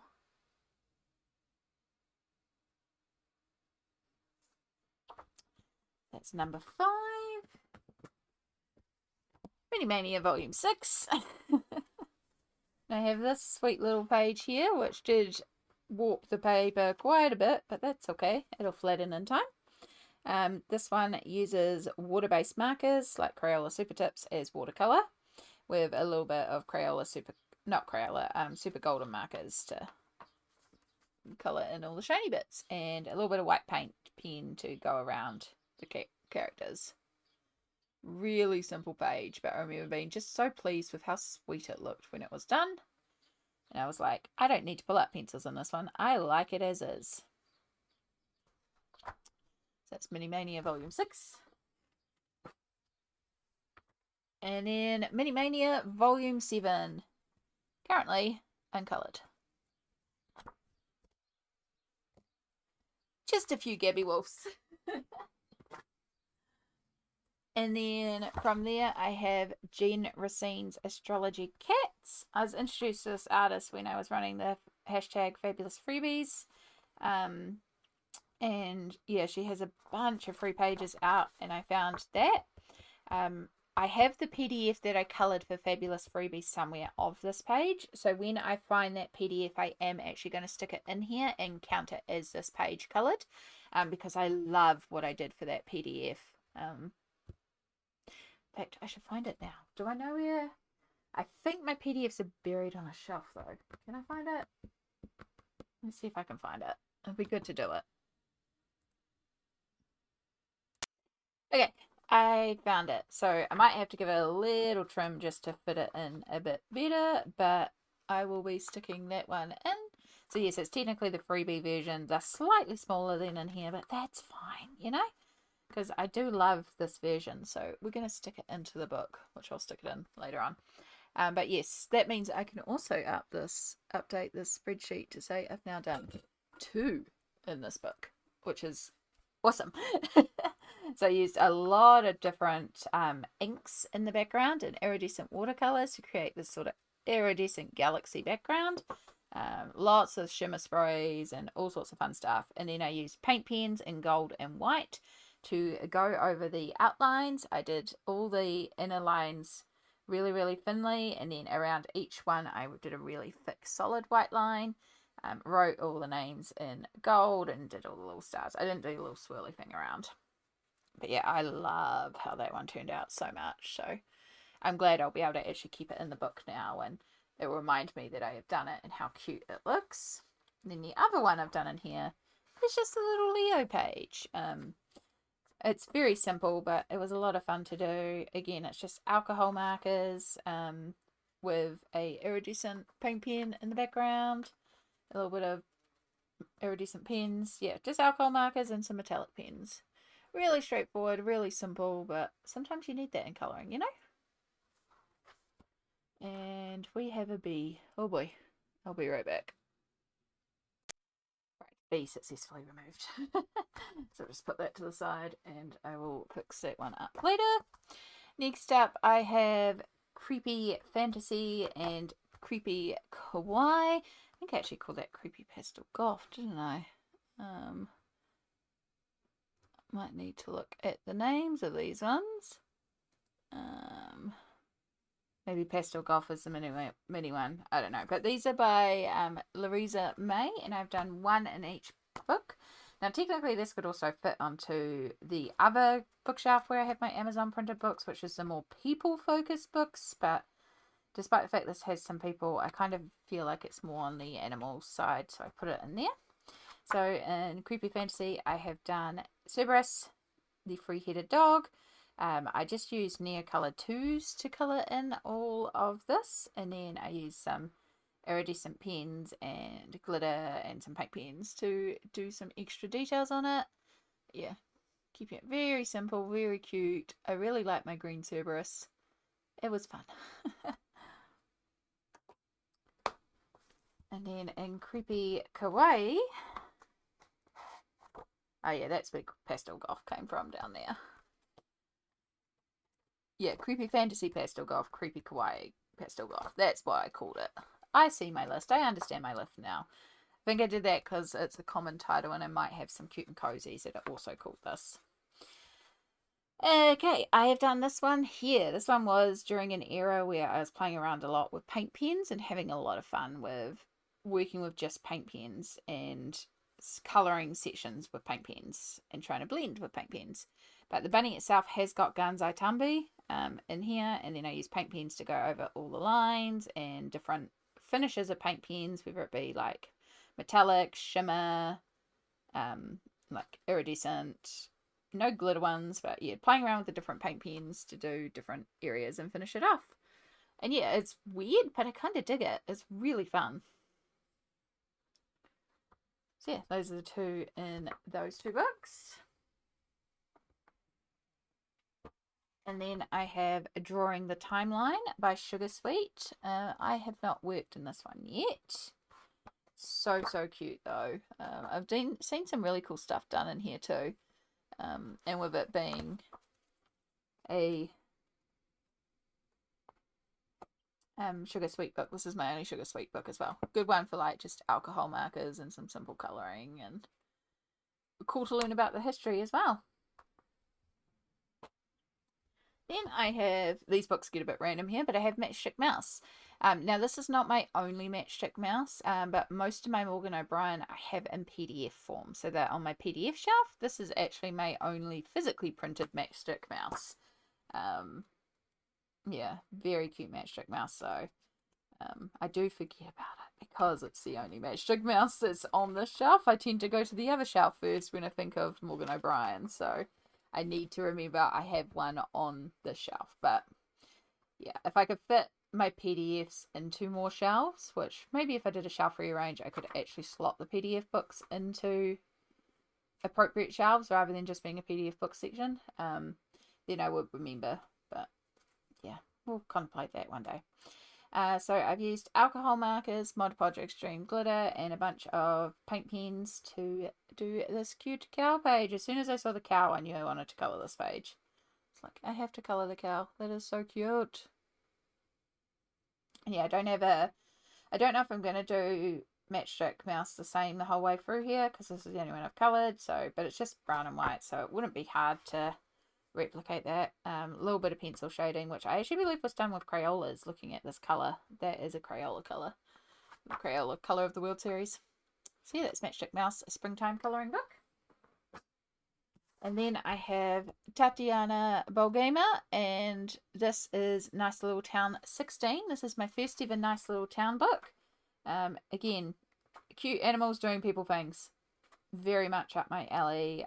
This is a very new to me book, so I haven't had a chance to get in here yet, but I am excited to get in here. I love this one. Them fishing and getting shells and stuff like that. Very summery as well, so yeah, I'm excited to get in here, get some pages done, and bring this gorgeous book to life because it is so cute. Cool. And then we move on to a really big section of books, and that is Camellia and Jacova. So I have a few Camellia books, and they are in alphabetical order. So first up we have 30 Spellbound Cloudy Scenes. I just have the one in here, and I haven't really done anything spectacular to it. I know this is another one of, I'm not feeling great, I just want to colour simply. I coloured simply, and it's cute, but it's not amazing. This one here is very flat, but I'm happy with it. Like, I got what I needed out of it at the time. So yeah, alcohol markers, Mod Podge Extreme Glitter, and just some random shimmer pens. I think might be some Super Golden or something. Just to do a few little details. Kept it really straightforward and flat, but that was what I wanted at the time, and I actually really like it. So it's 30 Spellbound Cloudy Scenes. Then we have 50 Arctic themed miniatures. I just have the one in here, which is the narwhal. This one, my pinks were dying, so I had to use several different types of markers to try and colour that in. I think my blue was close to dying. A lot of these have all been done in old markers as well. I try to use up old markers doing these Amazon books. But yeah, so I coloured everything with alcohol marker, and then I used Super Golden marker to go around everything, and a whole bunch of Mod Podge Extreme Glitter to go into dots and stuff like that. Yeah, I kind of dig it. These books are just great, simple, little cozy books to colour. I really enjoy them.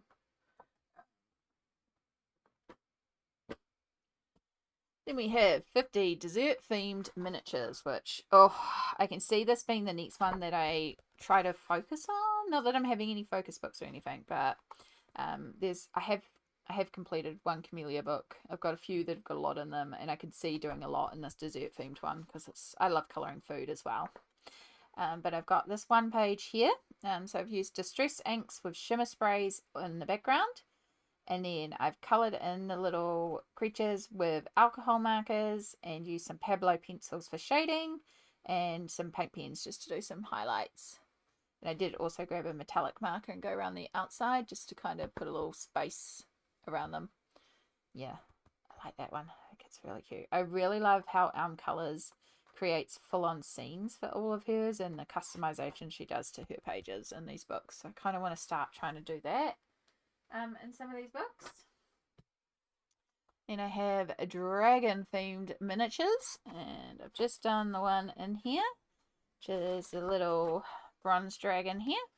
So this one I use the Gansai Tambi in the background, alcohol markers, and I shaded with the alcohol markers, lots of Mod Podge glitter for the shell, and some metallic gel pens for some details. Yeah, very harmonious in colour here.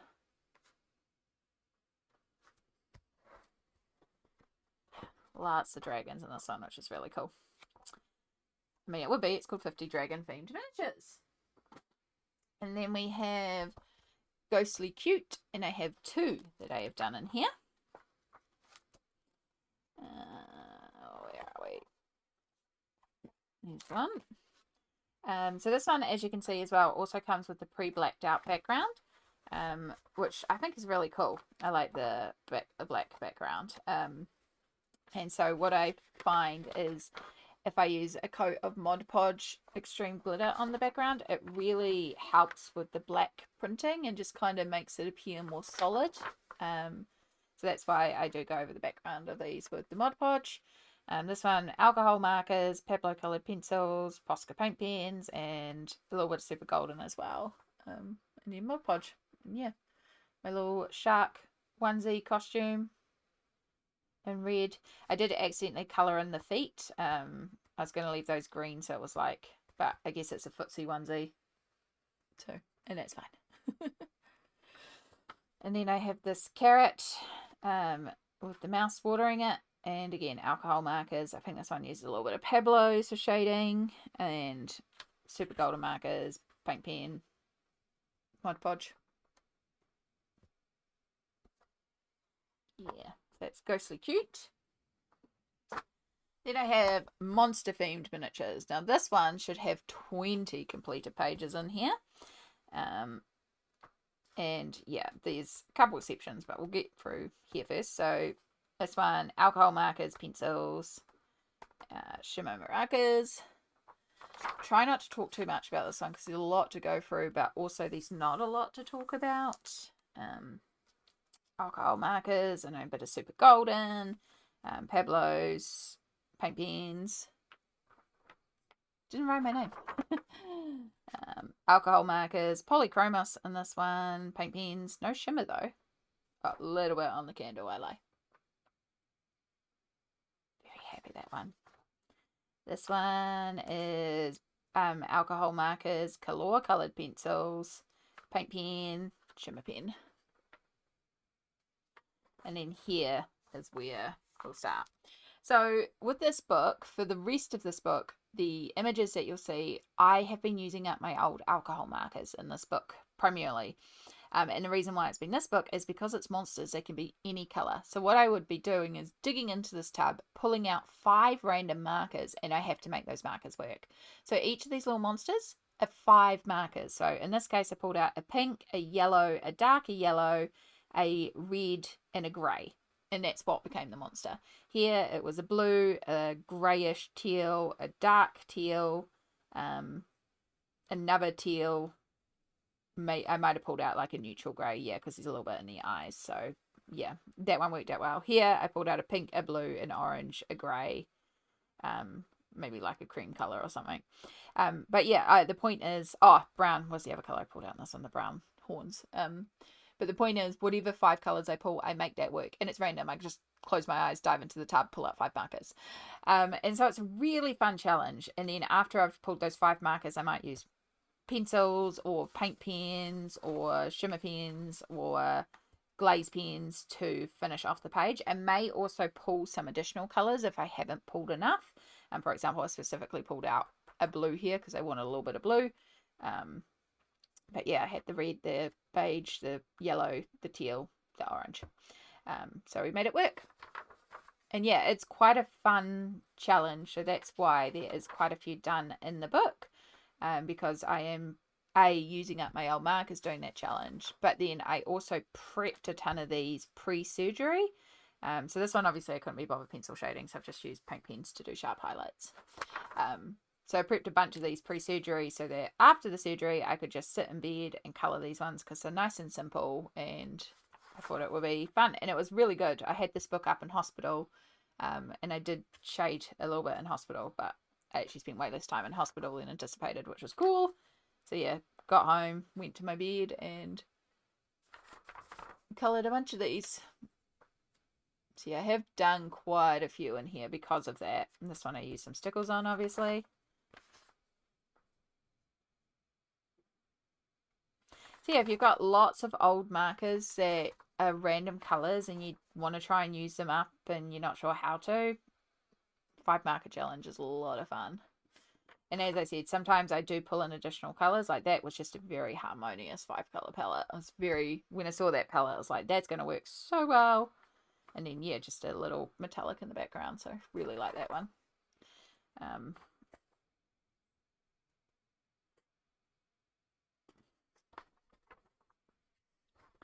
Let's do a couple more.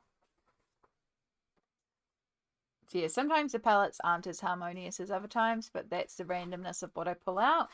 Sometimes I'll pull out a palette, but then I can add 1 or 2 more markers to it and make it more harmonious too. I don't remove markers. I mean, unless the marker is dead when I go to test it, and then it would get chucked out and another marker swapped in, which will be randomly pulled anyway.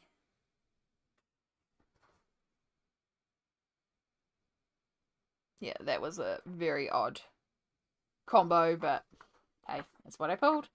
And I think that's the last one. Yeah, so that should be all 20 images of this book. 1, 2, 3, 4, 5, 6, 7, 8, 9, 10, 11, 12, 13, 14, 15, 16, 17, 18, 19, 20. Perfect. Alright, and then I have 50 mythical miniatures. This book I got because of Winter 89 and her 50 mythical miniatures hashtag that she was running, which is now complete, which is so cool. I got the book very late into the hashtag and I never actually participated, but it got me to get the first Camellia Andrikova book, which started me on a whole deep dive of Camellia Andrikova. So the only one I have done in here is the Phoenix. Is very rainbow and bright, very much shimmery. So just alcohol markers. There's no actual shading with the alcohol markers. I've just done a little bit of pink pen highlight and some shimmer pens as well. So yeah, could probably do a lot more to that page, to be honest, but I remember the time being like, cool, happy with it. But yeah, there's some super cute pages in here. And I'm looking forward to getting some in here. There's lots of really cute ones, so I might try and pull this one out a bit more. We have 50 space-themed miniatures. This one, I just have the one. I was planning to do a lot of this one in Space Timber, and it did not happen. I just have this one here. So this one, distress inks for the background, lots of different shimmer sprays, alcohol markers, a little bit of polychromos for shading, lots of gold Liquitex acrylic ink for the background and the eyes, and Mod Podge Extreme glitter. I covered over the circles here, but I forgot to cover these 2 circles and outline them like I had everywhere else. So maybe one day I'll fix it up. I kind of saw him sitting on the ground, but I didn't add in a ground. And at the time, I was just like, space! But I should ground him too. So maybe one day I'll come in and do that. But it was fun. It's a lot of throwing stuff at the page and seeing what sticks, basically. But yeah, this is another one where if you've got lots of random colours to use up, because aliens, so they can be whatever colour you want, really. There's a lot of aliens that you could do odd colours in. But that's my only one in 50 space-themed miniatures. 50 spellbound aquatic scenes, which has lots of fun little sea friends. And I have one done in here. Somewhere in here. Definitely done one, right? Yep. According to the list I have. Yeah, I was going to say, I'm sure I've done one. Mod Podge Extreme Glitter. If you're going to keep a book on the shelf with Mod Podge Extreme Glitter and not open it regularly, maybe put a protection sheet in there because it can go sticky. Same with acrylic paints and regular Mod Podge and a few other things. So yeah, I have this little fun page here. just alcohol markers, a little bit of Pablo colored pencils, Mod Podge Extreme glitter. There's some iridescent paint on the pearls, and I think there's some super golden in the flowers as well. Just really simple, but super cute. So yeah, hopefully during Mermaid I'll get a few more done in here. It's 50 Spellbound Aquatic Scenes. 50 Woodland Miniatures. There should be 2 in here. We've got the boar. I do actually really like this one. I like how this one turned out. This one uses alcohol markers, paint pens, a little bit of shimmer, brush pen. I have like go-to formula, just kind of works. Same here. Alcohol marker, a little bit of pencil, super golden markers. I didn't use any paint pens to highlight, and I think that's what's missing. I've looked at this a couple times and gone, it's missing something. And it's because I didn't do these sort of sharp highlights that I've done on this side. So if I came in and did a couple of sharp highlights, I think it would just finish it off a bit. But yeah, I like the little worm looking up from down here while he's trying to find food in there. It's funny. So that's the 2 in the Woodland Miniatures. 50 Zodiac themed miniatures. Now this one is because of Jess at Colouring Bumblebees hashtag, which I have managed to keep on top of pretty much. I'm a little behind, but I have 14 completed pages plus 4 work in progresses in here because I started in December and then did not finish in December. A bunch of pages. So we have, this is the regular star signs, so this is what we've been working on at the moment, working our way through them. So I've got Aries, Taurus, and these are all done the same. Alcohol markers, a little bit of polychromos or Pablos for shading, super golden markers, and Mod Podge sparkle. So Gemini, again, same format throughout. So Cancer, Leo, which does have some smudges, so I need to get some acrylic paint or paint pen and just cover that up. Virgo, Libra, Scorpio, and then the Sagittarius, which is based. This was December's page. I did not finish it. And then, of course, January, Capricorn. So yeah, there's just a couple more. Yeah, after January, February, March, and we would have completed the first run through. So that's all the, currently we're doing the star signs, and then also the Chibi Chinese zodiac signs. So the Chibi rack has been based. The Chibi ox has been based. Then we're into the Chibi tiger. And again, exact same combo, alcohol markers, Posca paint pen, Mod Podge sparkle, super golden markers. Chibi rabbit. Chibi dragon. Chibi snake. Chibi horse. Chibi goat. And then Chibi monkey has been based. And so yeah, it's Chibi rooster this month.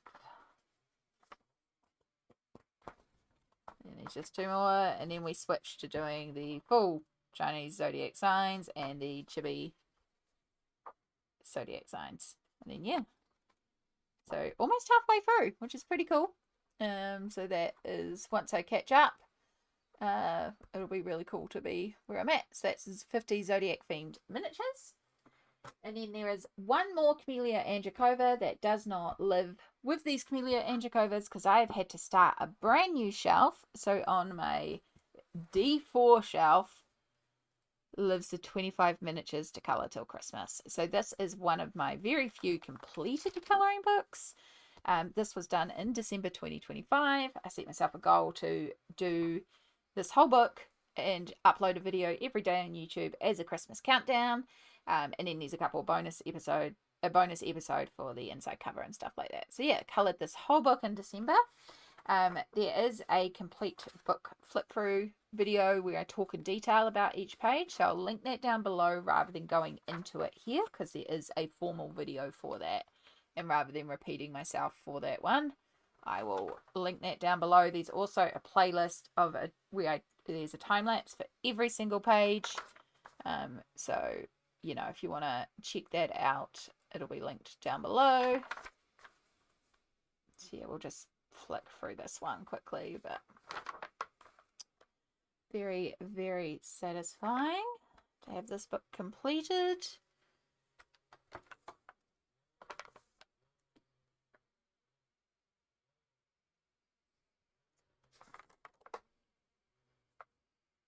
That one was fun, cutting out the whole page.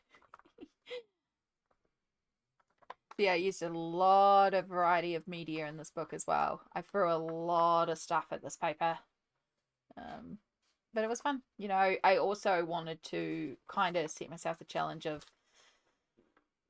using different media as well, like not doing the same thing every day. Like there's a lot of alcohol marker, don't get me wrong, but I really wanted to use a variety of mediums and chuck different things at the page and approach pages in different ways so I wouldn't get as bored doing it, which is great because I did not get bored. I got burnt out because I was making myself do so much of it. But yeah, did not get bored, did get burnt out.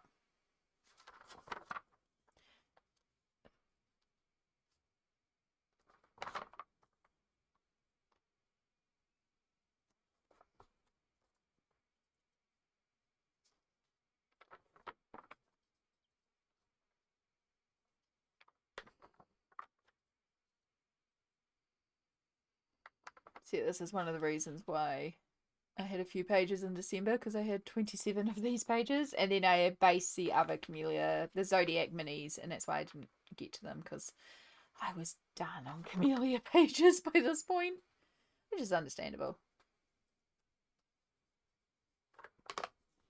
And page 25, which I love as well. So yeah, so that was all my Camellia and Jacova books. Okay, next is R.J. Hampson. I had a lot more R.J. Hampson books than I realised. I knew it was a good chunk of the shelf, but yeah, it's not until you see it all out that you're like, wow. I think it's surprising to me as well because RJ is a newer addition to my shelf, so yeah, it surprised me just how many RJ books I have, and the fact that I don't have all of them is like even more shocking. So this is a frog style. This is one of the first ones that I got. I can tell because I actually covered this one in Contact, and it's something I need to do. I have a thing about the soft touch covers. I don't like them, so I need to go through and cover all my RJ Hampson books and all the soft touch cover books because so this is a frog's tale, and I've done two in here. So I have this little page here, and this was me trying to figure out using water-based mediums on the Amazon paper. The other page in here is also me figuring out water-based mediums, but this is the more successful version. So this one uses Inktense and a Albert to color in everything. I think I did use a little bit of pencil as well, just to shade on top, but it's mostly Inktense. And need some glitter gel pens for in the water and bits like that. No glitter, just the glitter gel pens. And yeah, I like this one. I I have a thing about Mr. Froggerty. I feel like every time I've coloured a page featuring him, the page hasn't gone to plan. So it's actually nice to look back at this and go, oh no, actually that one did go pretty good. Like, I do like that one. So, because yeah, the other Mr. Froggerty that I know I've done in here was this page here. Which as you can see is being held in place by some washi tape because yeah. So I decided to use watercolor to go over this whole page, which I think this was my first ever attempt using watercolor on Amazon paper. And yeah, I was not prepared for just how wrinkly, and once again I tried to straighten it out and I accidentally pulled the page out of the book because the paper was so saturated. So Yeah, she's pretty wrinkly. I do like how it came together in the end. I did use Pablo's to colour on top. And because this is a book with duplicates with a difference, there is another copy of this back here, and the copy back here is where it's in the frame. It's like it's actually there.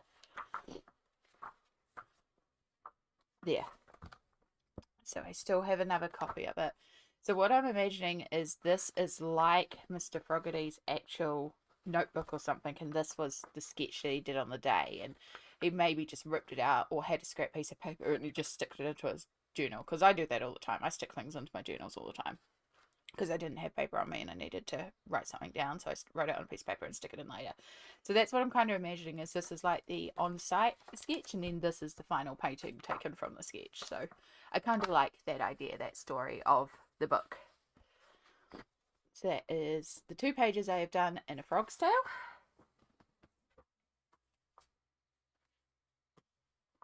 And then I have Around the World. And I have done Mr. Fogarty's Clock. I'm not in love with this one, I'll be the first to admit it. This one I use Gansai Tambi watercolours in the background, and then I just use water-based markers and some gel pens and stuff. I remember when I started this one, I think alcohol markers, sorry, not water-based markers, yeah, alcohol markers. I started working on this one and I knew like I was pushing myself to finish this one. Yeah, it wasn't a page I was in love with. I didn't like the colours that I chose, and I was just pushing myself to finish it so it would be finished. Again, I'm trying not to do this anymore. I'm trying to not finish pages for the sake of finishing pages, and actually taking my time and not just rushing these things. So yeah, luckily again duplicates with a difference. So I have another copy of the clock. It's probably right at the start. I don't know, somewhere in here. So there's another variation of it. So I can do a much better job of it somewhere else. But for now, the page is done. And hey, at least I know Gansai Tambi can work pretty well in this book.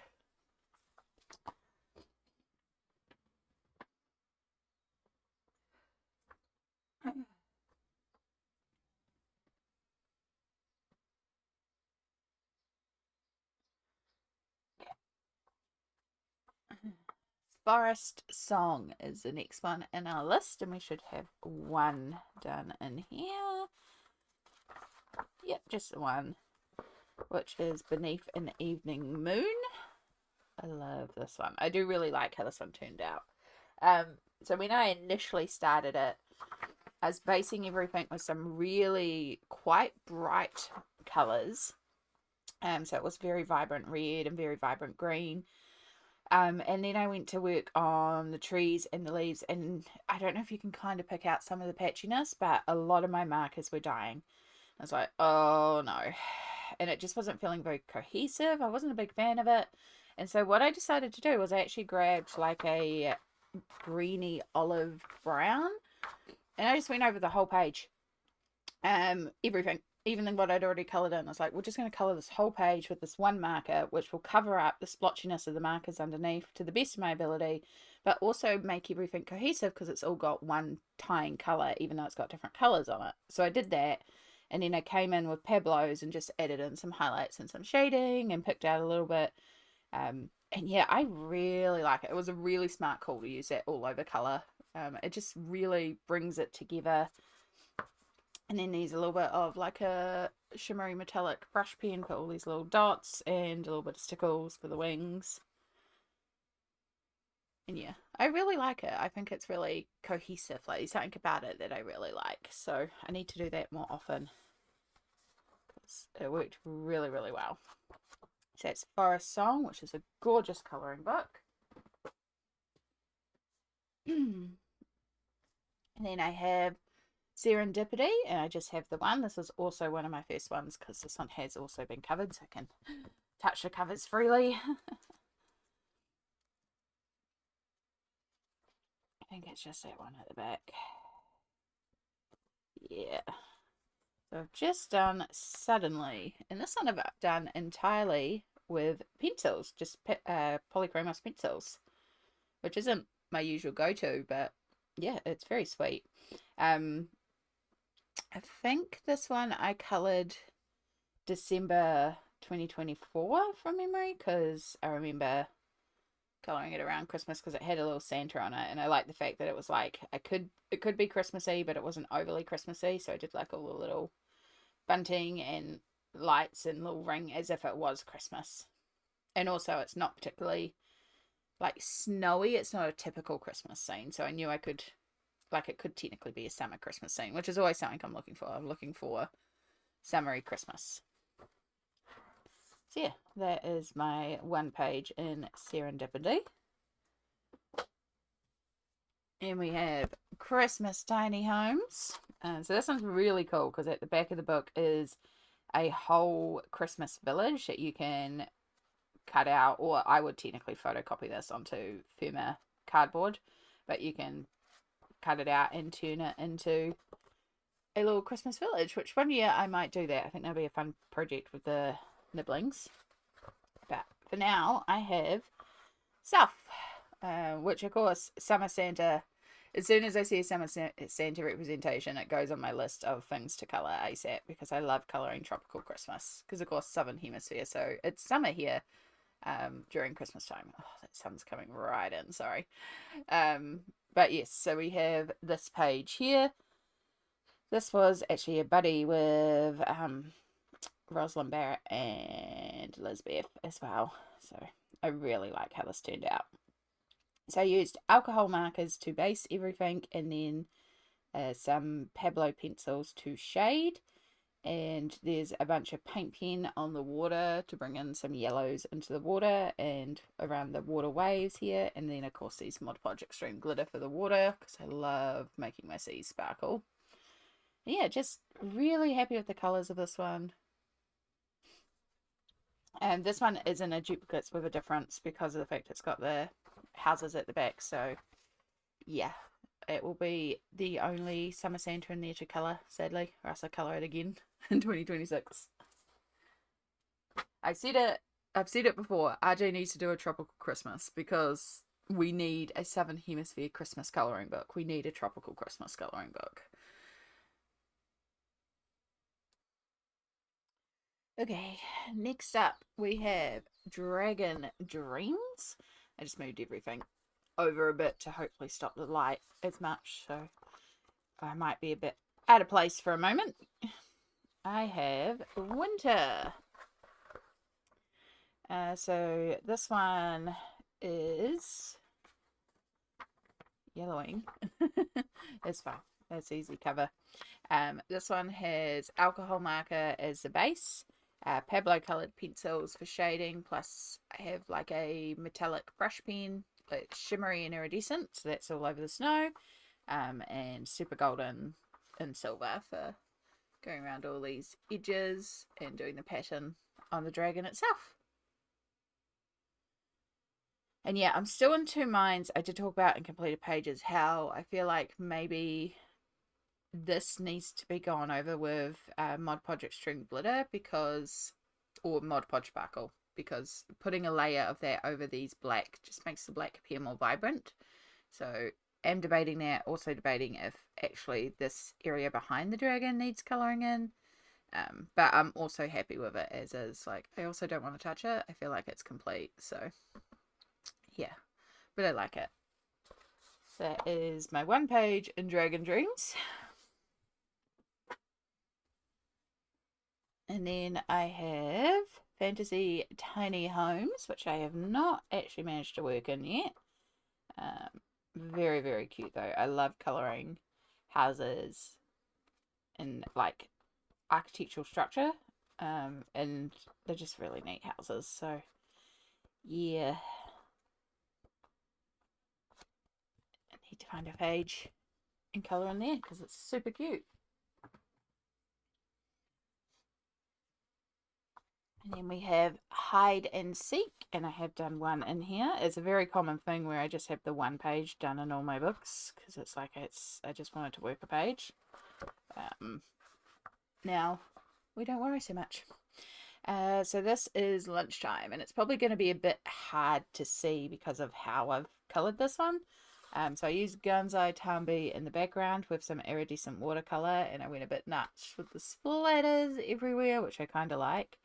And then I just used Pablo colored pencils to color in over the top. So actually, is it Polly's, not Pablo's? No, I'm pretty sure it's Pablo's. It might be a mixture of both, actually, to be honest.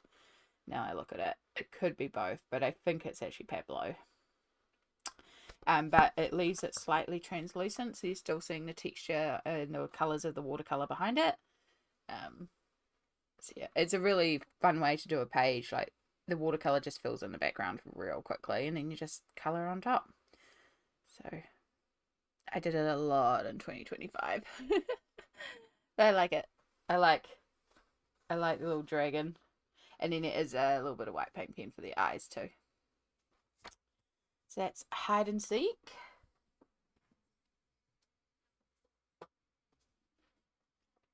And then we have lost and found. Again, I've done one in here, which is the home for lost cats, which as soon as I saw this page, it's like, I have to colour this page because it's glorious. I love it. I love it so much. I also love how RJ draws cats, so I would also go for an RJ book that was all cats. So this one uses alcohol markers and then Pablo pencils for shading. There's a little bit of super golden marker for the border here. There's also some glaze pen for the wine bottle, because I thought that would be fun to make that a little shimmery. And yeah, pretty straightforward. Just love the little mouse under here. So that is Home for Lost Cats in Lost and Found by RJ Hampson. Then we have Lost in Time, a Mr. Froggerty colouring book. I have not coloured in this one yet, but I do keep meaning to. I've pulled it out a couple of times. I just haven't got into it. Lots of really cool space ones in here too. But yeah, I did join an RJ group, and the prompt this month is time. So I did think about doing that one, or like the time machine, or this whole book applies to it really.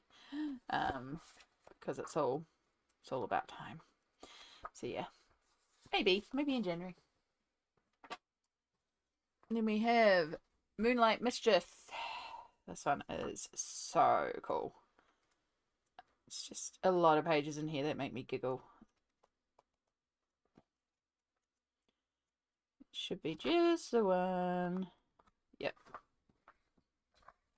This one here, which again is another clock. Apparently I've coloured a few clocks in RJ. So this one actually uses water-based markers as watercolour. So I scribbled onto a palette and then picked it up with a brush and applied it like watercolour. Then I used a white paint pen to highlight some areas. And there's a bit of super golden marker around the dragons as well. So yeah, it did absolutely wrinkle the page, as you can see, because of course it's water, but I don't mind the wrinkly pages. I think it's more fun to use the medium that I wanted to use.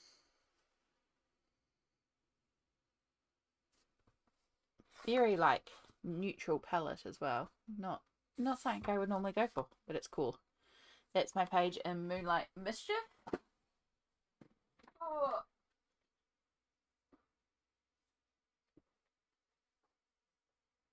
Piles knocking over. Then we have Mountain King. I freaking love Mountain King. I think this one is so cool. Yeah, should have one in here. Just realised there was this list, so I don't have any of the old ones or the new steampunk one that came out. But yeah, everything else in here.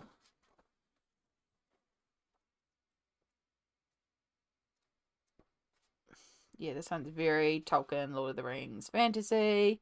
Very much up my alley. Very cool book. And I've done the Woodland Dryad, which I love this one.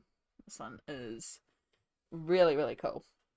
So this one I used Gansai Tambi in the background, but by here I had worked out, because there's set 1 and set 2, I have both sets. Set 1 does granulate really, really well. Set 2 doesn't granulate as well. But with set 2, I find that if I mix the pans and use different colours from all the pans, I get a better granulation with all the different colours. So that's what I started doing here. And then I also added in my iridescent watercolour as well. So it produces a really fun background with lots of different colours, and it is really granulated. So yeah, a little tip if you're struggling with two is just use multiple pans and just work more colour in. So yeah, granulating watercolour, and then Pablo coloured pencils, and a brush iridescent marker for all the green. And a little bit of Posca for highlight on the mushroom and the dragonfly wings. But yeah, I really like how this one turned out. I really like my wooded dryad creature. So that's my page in Mountain King. Then we have Night Garden, which should have one as well.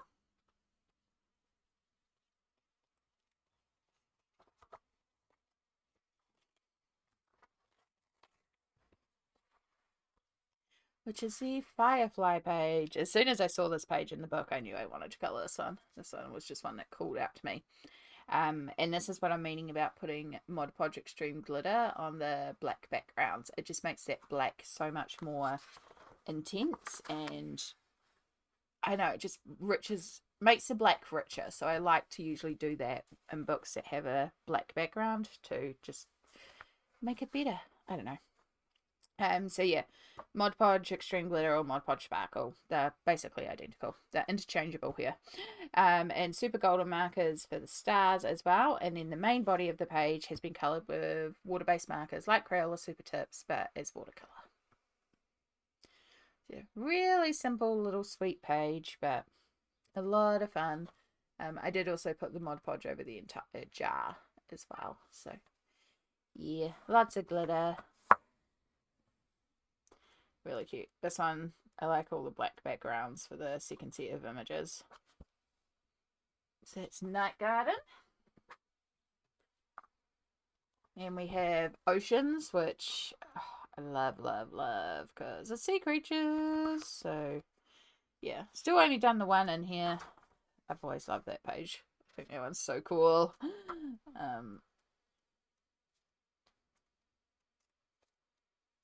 Yeah, I have done jellyfish in here because of course I have. I love my jellyfish. Somewhere in here. Also, I love this guy lost on the island. These islands feature quite a few times. There's also a page in another book where Santa is visiting these two islands, and yeah, so I love the fact that this island appears multiple times. Right, very carefully. We have the jellyfish page, the page I have done in here, and I love, love, love this page. Makes me so happy. So the background is Gansai Tambi with the iridescent watercolor, and you can see how it's actually shrunk the page because the water has just caused the paper to. But the paper is actually not too wrinkly this time. I did manage to keep it pretty flat. It just shrunk. But yeah, Gansai Tambi and iridescent watercolors for the background, and then Pablo colored pencils to color in the page. There is both paint pen, Posca paint pen, and then Super Golden markers to do all these little wavy bits, and then the Mod Podge glitter on the actual jellyfish as well. And yeah, so it's really shimmery and really quite fun. I would probably put a few more white splatters in now, but also the iridescent I did splatter in as well, so it kind of adds layers of splatter for these little random dots. Yeah, those are my jellyfish and oceans. Then the last full-size book I have is Winter Wonder, and I have not coloured in here. I had it pulled for December. Oh, wait, no, I lie. I have a whip in here. That's right. I did start in here. I just didn't finish this Hurry Up Santa page. Yes, my December burnout. I didn't actually get back to it. I forgot I even started a page in here. So yeah, I'll try and maybe get back to it, but also if I don't, I don't. I really like this cat page, and I don't feel like that's specifically Christmas, it's just wintry, so yeah, might colour that at some point. There's lots of really gorgeous pages in here, and it's not necessarily all Christmas. So that is Winter Wonder. And then I have two more RJ Hampsons, which is the Tiny Tales. And I did think about moving these ones to my hospital bag because these are just perfect travel books. But I don't know, I keep them on the shelf right now because, yeah, I want to show them some more love and colour some more in them. I really like the illustrations in Tiny Tales. So this is volume 1, and I have done the flowers. Again, this is just Gansai Tambi with Pablo coloured pencils. Really straightforward. Super, super cute though.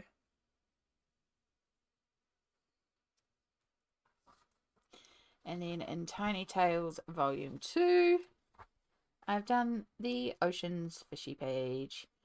So this one again, Gansai Tambi, Pablo pencils. This one I did use Super Golden and Poscas on though.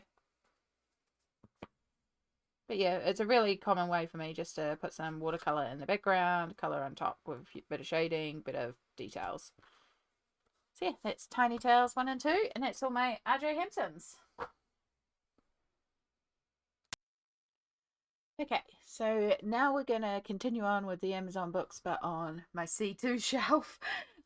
These ones are the more portraiture style Amazon printed books. Some of them aren't Amazon printed, but yeah, it starts. This is the right hand side where we're kind of working from right to left once we get to the middle, and then we'll work left to right for the other half. It's confusing, it makes sense to me, but basically this shelf is mostly portraiture style books or people focused books.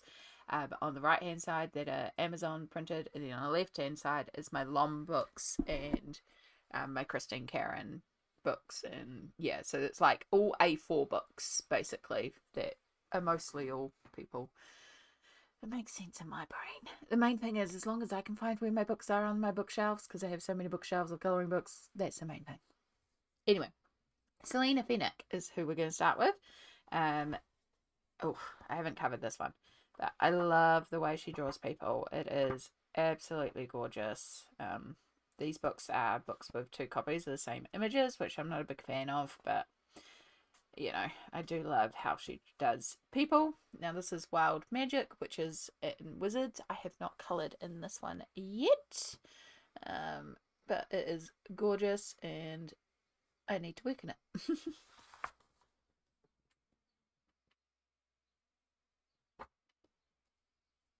Oh, this one had slipped off the pile, but this one usually sits right at the end. This is Fadorables Minis. So this is another little pocket size colouring book. I have done 4 in here. I've got some random tests at the back there. I really like this one. The paper feels different to the other books as well, and these little mini ones. So I have this little ghosty one here. I actually drew in the circus and the little bottle on this page. I think I was like doing it for a story little prompt where it was like I had some prompt words, so I was creating a page from the prompt words. I think from memory it was like circus and maybe recycling or anger. I don't know. She was a circus worker who died because people don't clean up their rubbish, and now she haunts the circus making sure people recycle. That was the story. But yeah, for this one I use water-based markers like Crayolas as watercolors, acrylic paint to do the background, and then like a fine liner to draw in the little circus and that, and some paint pens. And yeah, I like it. I like my little story I've created for it too. That's 1. Yeah, 2 is this little one here. Super, super cute. So this one uses alcohol markers, a little bit of polychromos pencils for shading, stickles, and the dress has been created with washi tape.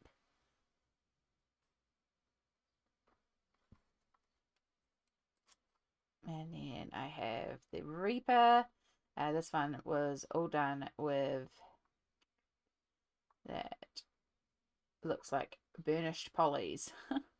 Probably Prisma, because I don't really burnish polys, but the colours look like polys, but it looks like Prisma texture. I'm going to go with Prisma because that's more likely. And then the wings are this old Crayola marker that I loved, and I wished that they would bring out individually. They had these markers that were like iridescent markers, and most of them were horrendous except for the white opal marker, and I love that one. So that's what's on the wings. And if Crayola release it individually, I would buy that marker, but they're not likely to. I haven't seen these markers in years. It's a very old marker from 22. So yeah, it's a Reaper. And then there's one more page done in here, but I did not colour this one. This was done by my friend Samsara, who wanted to try colouring. So I gave her this book to try colouring with, and it's very, very cool to have in here. So those are the 4 pages in Fadorable Minis. Right, back to the bigger books. Grayscale colouring Merms. So I have done a couple in here. Now this book has been a journey. I had this one, and I also had the non-grayscale version of this book as well, the line art version. And I don't know what was going on with the line art paper, but I was having disaster after disaster after disaster in that book. I don't normally, no matter how bad a page goes, I find a way to fix it up. But I reached a point with the other mermaid book where I had about 6 or 7 pages that I had tried in there that did not work, that were failing because the different mediums were just acting so weird on the paper. And because I had a copy of it in grayscale, because I brought these secondhand in a bulk lot, because I had the exact same book again, but in grayscale where the paper did work well and I enjoyed it, I did decide to remove that lined version from my collection. I normally wouldn't do that, but I made an exception. That's the only time the paper of a book has basically won, for lack of a better term, because it was also causing me not to want to work in my Selena Fenwick, because every time I thought of her work, I thought of this horrendous paper and this horrendous book. So yeah, it's still taking me a little bit to get over the whole paper debacle of Selena Fenwick, but we're getting there. So I've done a little bit in some of her books this year, or last year. Yeah, so this one is her beautiful mermaids again, but in grayscale form. And again, it's got 2 sets of images. So I've just worked from the front. But because they're grayscale, they're great to just simply colour with a bit of alcohol marker. Really easy colouring. So this one is alcohol markers, a little bit of Pablo pencil, a little bit of Liquitex white acrylic ink that I've just splattered everywhere, and of course Mod Podge sparkle on the tail. So yeah, just really simple colouring. The colours are odd as heck, but I know, I just kind of have fun with these grayscale ones and just enjoy being chill with them. So I have this one here. Again, just alcohol markers, a little bit of Liquitex ink splattered everywhere. There is an iridescent brush marker for the wings, and I did put it in the water before I glittered all over it. And yeah, I do regret doing the wings in the blue. I should have just left the blue down here or worked the blue somewhere else. It's little intense. But yeah, I had fun with it. I just remember this one just being like really quick and easy, and sometimes that's all you need. Then we have Lily. This one is alcohol markers, Pablo coloured pencils, the brush pen but in a pink gold this time, and yeah, Mod Podge. And yeah, I could do some more. I do have some blue from there. So yeah, that's all I've done in the mermaid one, but there's a lot more room to do, a lot more playing in this book, which you'll see coming up. I have done. I might, for mermaid, pull this one out and try to do a few in here because they're good ones to do. Right, then we have Goddess and Mythology, and I should have one in here. Yep, just the one. I love this one. So this is Ceridwen from the Welsh mythology. I'm probably butchering my pronunciation there. Ceridwen mothered a son with disfigured looks, who she hoped to benefit by brewing a potion to give him great intelligence and inspiration. When the first 3 potent drops of this potion was stolen, she chased the thief by changing into different animal forms shown in this artwork. The Arwen symbol of the 3 magic drops is seen as a cauldron surface. So yeah, it's really cool to have this book and learn a little bit about different mythologies, which is fun, but also it's all portraiture. And it's also a lot of ladies. Like, again, I really love Selena's work. So I really wanted to, this was post getting rid of the mermaids books. I was like, I want to win with this paper to show I can color on these papers. It was just that one specific book with the really weird paper where you put something on there and it just split and mottled, and there was something in that paper that hated everything. Um, so yeah, this one I really wanted to like push myself to do it, and I love how it turned out. Now I know the glow for her face is not right. I was trying to look at a couple of different references, but I couldn't find the exact reference for this position. So I was kind of also winging it. And now, like, I would do a bit better because I understand better how to make the light. I also have access to things where you can kind of pose people and see, put a light source and kind of see. So I would also just do it myself, which is something I've done sometimes, where I've like set up my phone to take a photo and I've put myself in a certain position with a certain light on me so that I can create the effect. I have now a light that I can change the color of, and I could set it up in this way, and I could pose myself in this way to get accurate lighting to actually do the face glow correctly, because this highlight is not correct. Like the way it glows on her hands around here, that's correct. I'm not so sure about here. But yeah, here definitely not 100%. But I don't care because I'm still really proud of how this one came together. It was about winning with the paper, and I won with the paper, and that's all I care about. So I did use alcohol markers to mainly color everything, and then came in with, I believe, Pablo's to color this one. Pablo's and Prisma, because I think I pulled out a couple of the bright green Prismas. There is also some paint pen for all the shapes that you can see. I applied the paint pen so thickly to cover up things, it's actually cracked a little bit, and that's okay. But yeah, I just love how vibrant this is, and especially with the black. I do think I need to border around it and maybe do like a green line in here. Just, again, it's the same with a lot of my books. I need to go in and finish off the borders. I really avoid doing borders. So yeah, that's the one page I have done in Goddess and Mythology.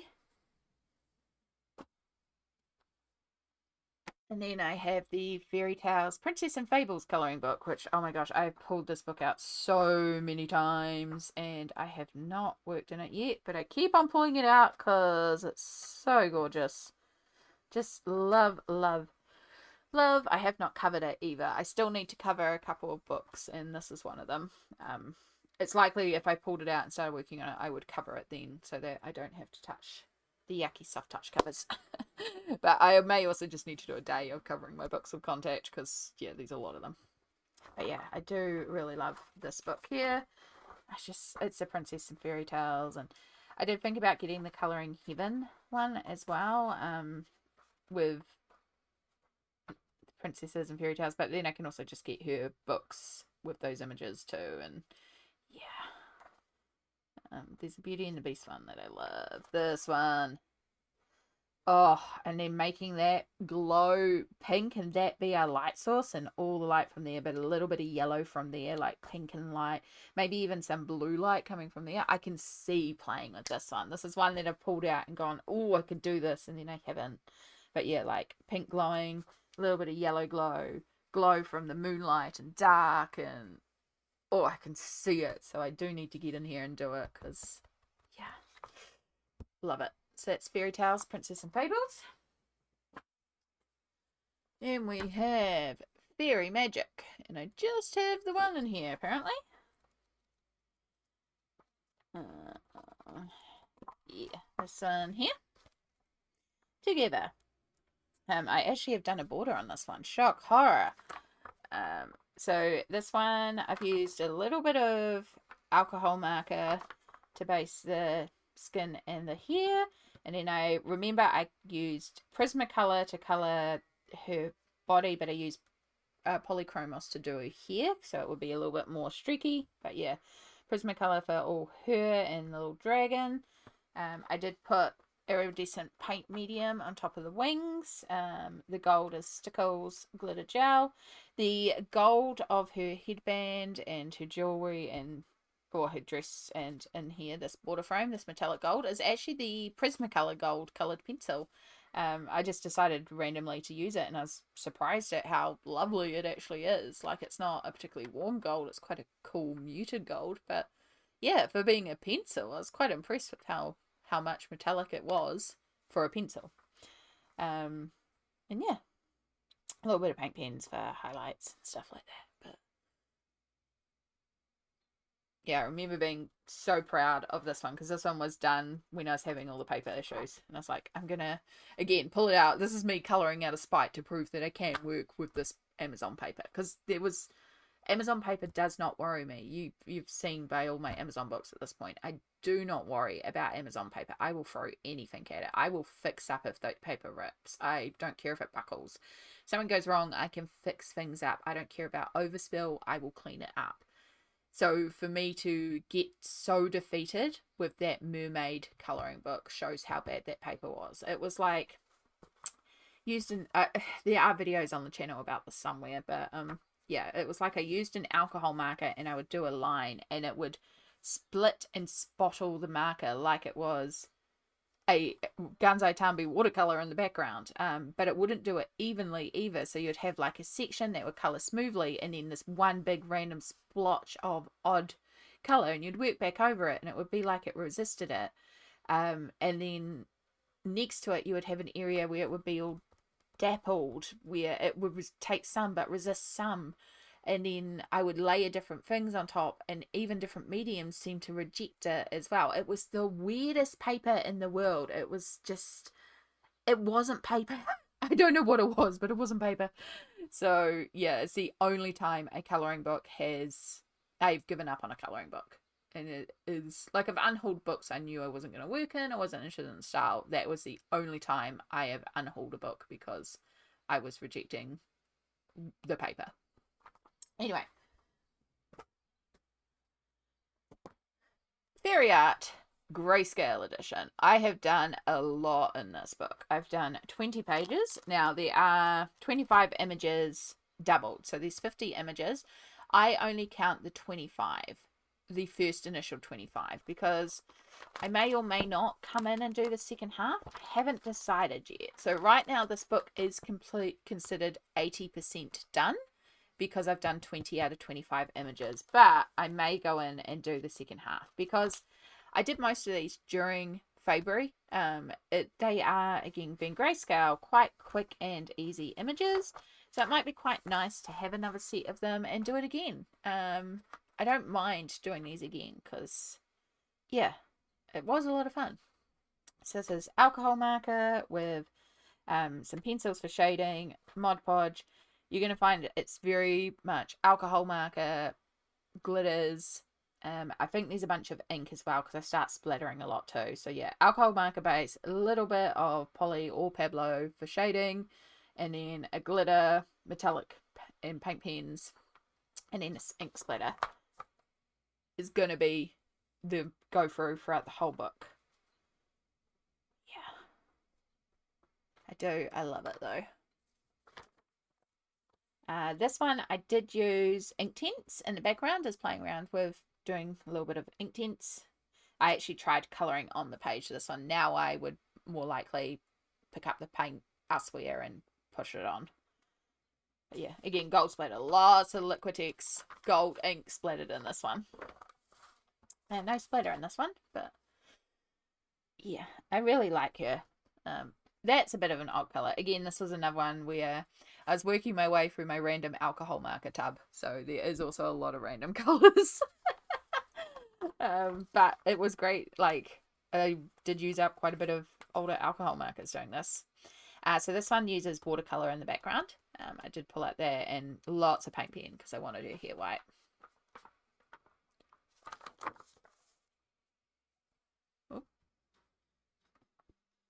Right, sorry, got a phone call. This one I used the Liquitex ink in the background. I really like this one. I think the gold just really sets it. And again, just alcohol marker, pencil, Mod Podge. This one is more watercolor in the background.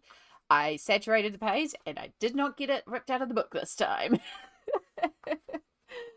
Quite often when I use water-based backgrounds, I end up accidentally ripping the pages out of the book. So I was very proud that this one managed to stay in the book. And I actually used paint pens to shade this in. I wanted to keep her dress really translucent, so I think it's really fun. And then, same again. Alcohol markers and Mod Podge and sparkles. I had a lot of fun with this background too. I knew I didn't have like one solid color I could do all the way up that wouldn't run out, so I used a few different colors and kind of splotted and blended, and yeah, I'm really pleased with how I did that background. I think it looks really cool, and I have a lot of fun with the colors too, as you can see. Same again, alcohol markers, paint pens, pencil, ink. I do need to go around all these borders as well, but I'll probably do that once I finish the book. That's what happened with another book that I've completed, where for ages it's like, oh, I need to do all the borders, and then once I finished the final page, I just sat down and cleaned up the book and did all the borders in.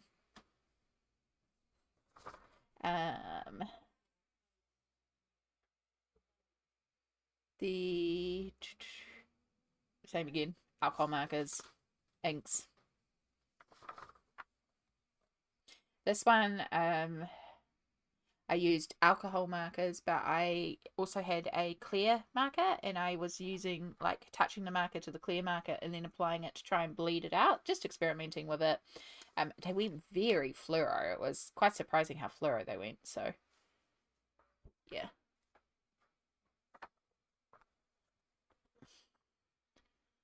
This one here. See, there's not a lot to say because there's not a lot of thought. I wasn't like, you know, the grayscale and colouring what's there. It's just me adding colours, deepening, shading.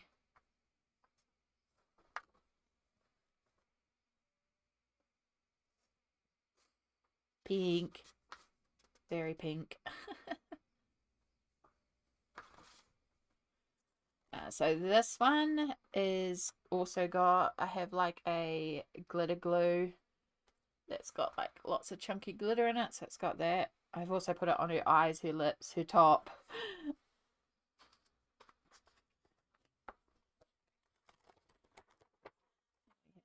The bubbles.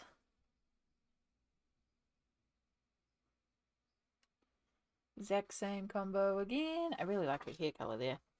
You have the little Christmas one. This one I don't have any stickles on. It's just alcohol marker. And there is a bit of like shimmery gold, like a metallic gold for there. And then that's the last one done. So as I said, there is 4 more. No, I lie. I forgot I'd done the bookmarks. Or some of the bookmarks. My apologies. So Nouveau Fairy in Autumn. So these 1, 2, 3, sorry, just counting. I really badly went over the lines of the gold here, but I do like her colorway. I like her, really like her color. Very autumnal. And then I have not done spring, so I should do that now. I'm in summer, but yeah, close enough. And then we have the Winter Fairy. This has got so much stickles on here. Again, I also really like the colorway of that. So yeah, so we've got the Pretty in Pink, it's called. The Spring Fae. And then those 3 images. And then that is where the second set of images starts. So yeah, I'm in 2 minds as to whether or not, because it's not like these ones took me long, so it could be fun to do the second set again. I haven't decided. Let me know how you feel about books with 2 sets of images, where the images are exactly the same. For example, in R.J. Hampson, his images are duplicates with a difference, so I don't count them, but these are the same. So what should I do? Should I count them or not?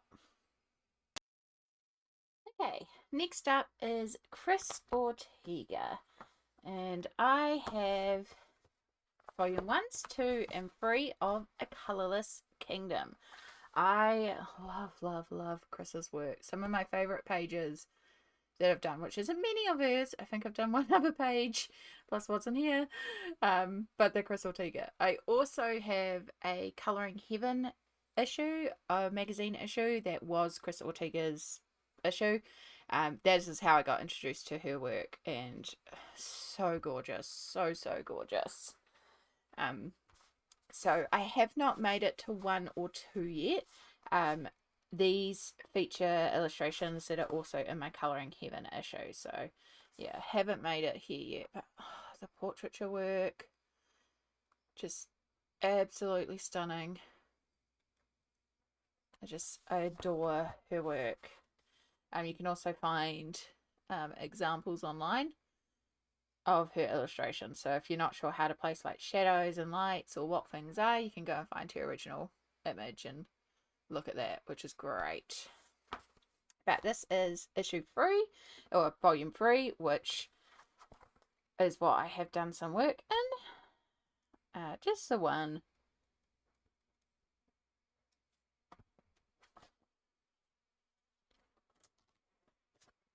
It's this one here.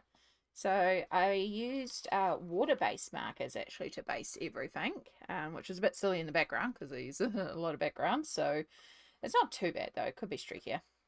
But yeah, water-based markers to base everything. And then, sorry, Shadow's trying to get up on the desk. Ugh! It's in my shoulder. Nope. Water-based markers, and then Pablo coloured pencils. Don't you drool on this one. Pablo coloured pencils to shade everything, plus some Prismacolor as well, so that I could do the blue glow from the moon and to here, because I wanted that really light here. And then there's a little bit of some metallic shimmer markers for her jewellery, and of course Mod Podge for the moon as well, to give a good glowy effect. Alright, I'm going to see if I can deal with this cat before he knocks over the cameras. Oh, you're a nightmare sometimes, Shadow. Couple of treats on the ground should keep him content for quite a while. This is words. This is Lana Green Portrait 6. This is gorgeous.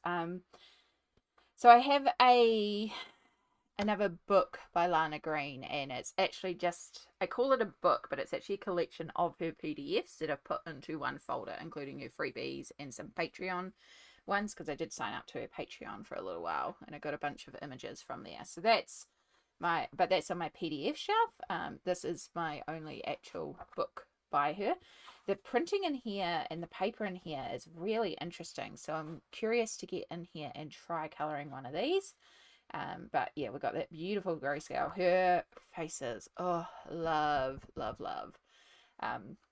So yeah, I haven't tackled it yet, but I have pulled it out multiple times because I love how she draws people as well. So yeah, I have got one in mind that I was going to colour this month. I think it was Petal, maybe Deliverance. I was kind of any of them I'd be happy to colour. It's gorgeous.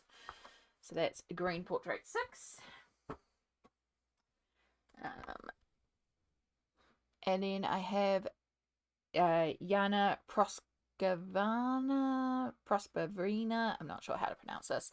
I'd never heard of this illustrator. This was another one that I grabbed in a random secondhand bundle that I got with lots of odd books. And I'd never heard of this illustrator before, and it's a really cute book.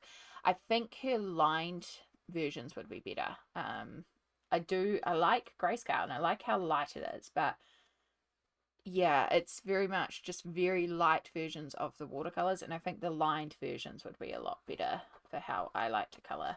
But I have done one in here and I had fun with it, so maybe I just need to, this was quite a while ago I did this, so maybe I just need to try another version and try something different. Actually, this might be good to practice watercolors on. I mean, the paper's not good, but like make ink tints and stuff, and I've got in a few more skills, so maybe I'll try that. That could be quite fun. But I've done this one here, which desperately needs a border as well. So I used alcohol markers to base everything, and then I used some pencils to shade.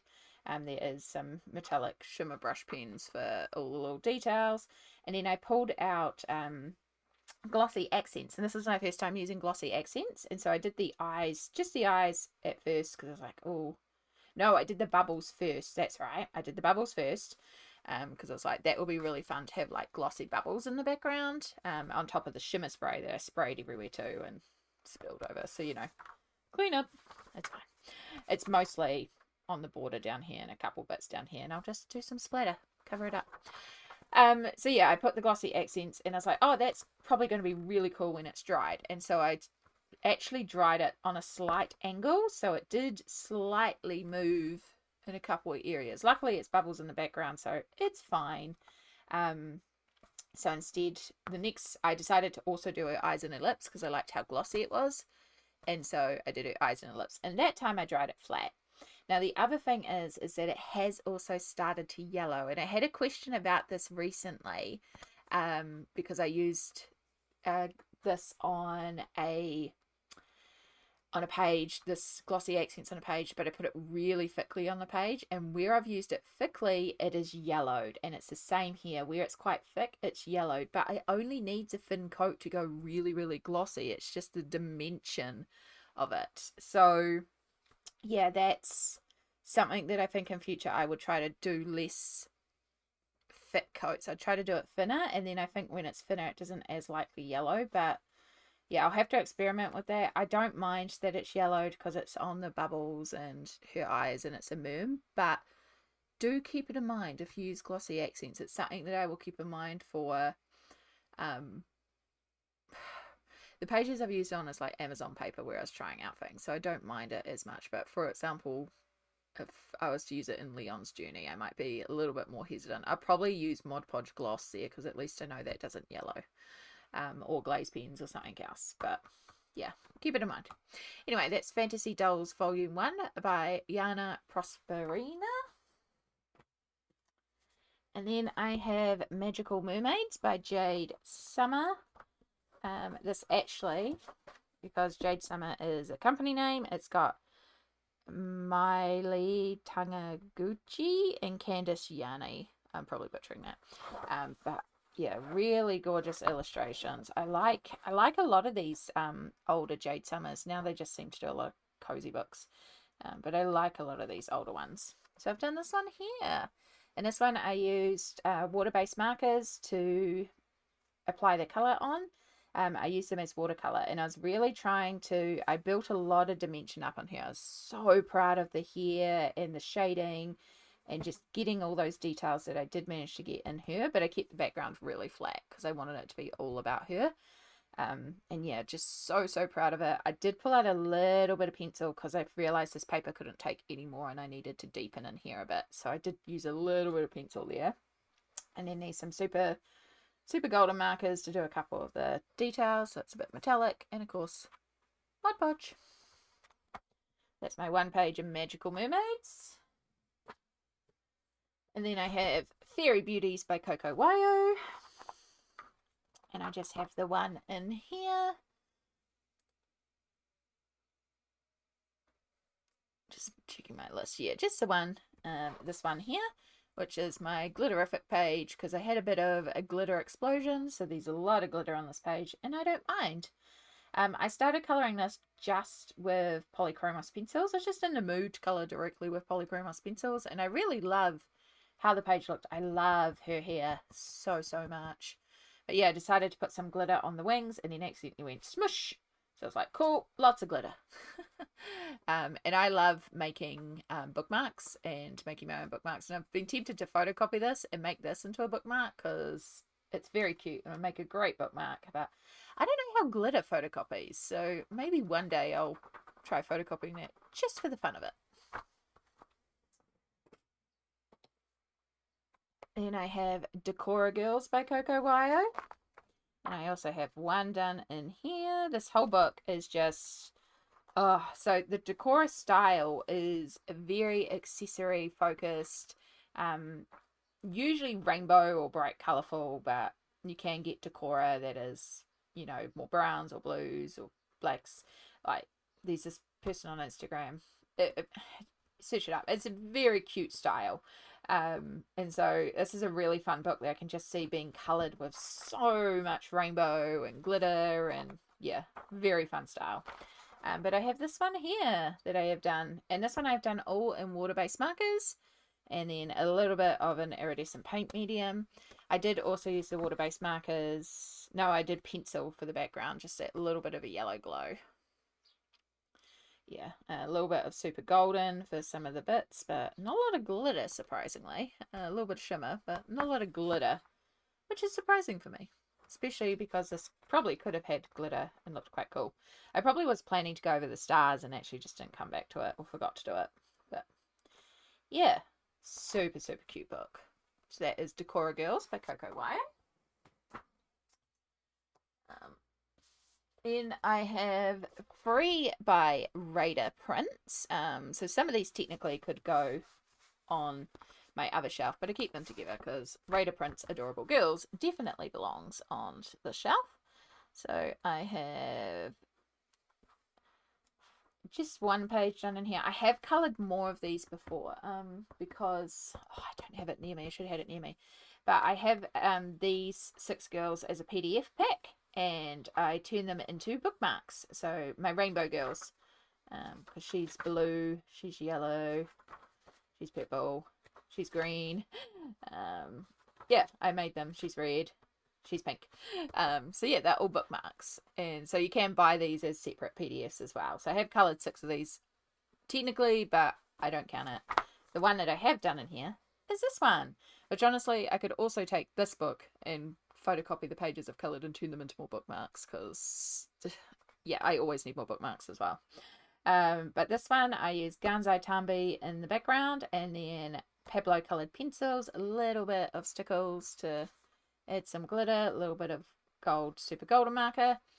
And it is kind of like messy colouring. You can see a lot of my pencil strokes, and it's a bit grainy. But if you look at the cover and how Raider has done the example here, and same with on Tiny Magical Illustrations, which does have a print issue at the border, the book itself is fine.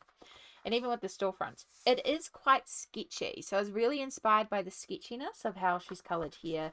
And I wanted to keep sort of a few of those strokes and those lines. And I thought it would just be really fun. And I like how it came together. Like, I think it looks really cool with that texture. I don't know, something about it makes me happy. So, and hey, I've got more than enough images in here to do a perfectly blended page if I so choose to. So that is Adorable Girls. Then we have Tiny Magical Illustrations. And I've just seen, okay.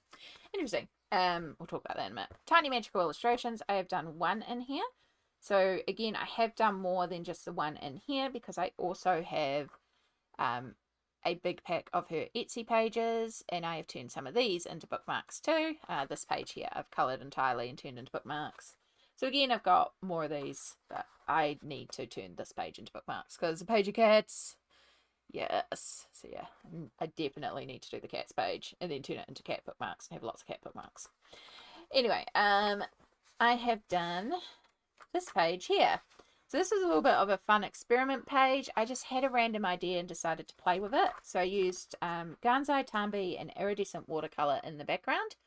And then for colouring all of the creatures, instead of colouring the whole creature, I tried to do a little bit of blue for like a top light, yellow for like the medium, and then darker purple for the bottom.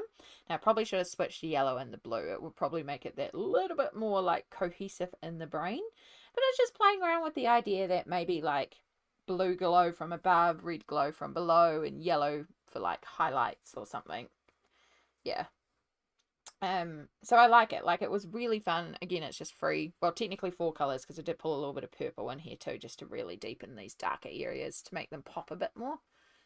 But yeah, it was fun. It was a fun experiment. It was a random idea I had. It worked perfectly on the page, and yeah, now I've done it. Like, maybe I'll do it again, maybe I won't. But sometimes you got to get these ideas and just explore an approach and see how you feel about it. And then the final Raider one I have is Storefronts and Houses.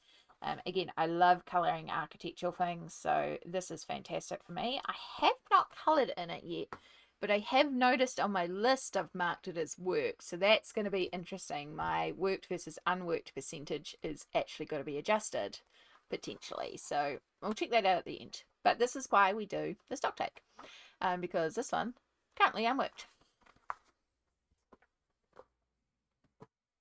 And then the last Amazon printed book is by Amanda Jung, Le Petit Chaperon Rouge.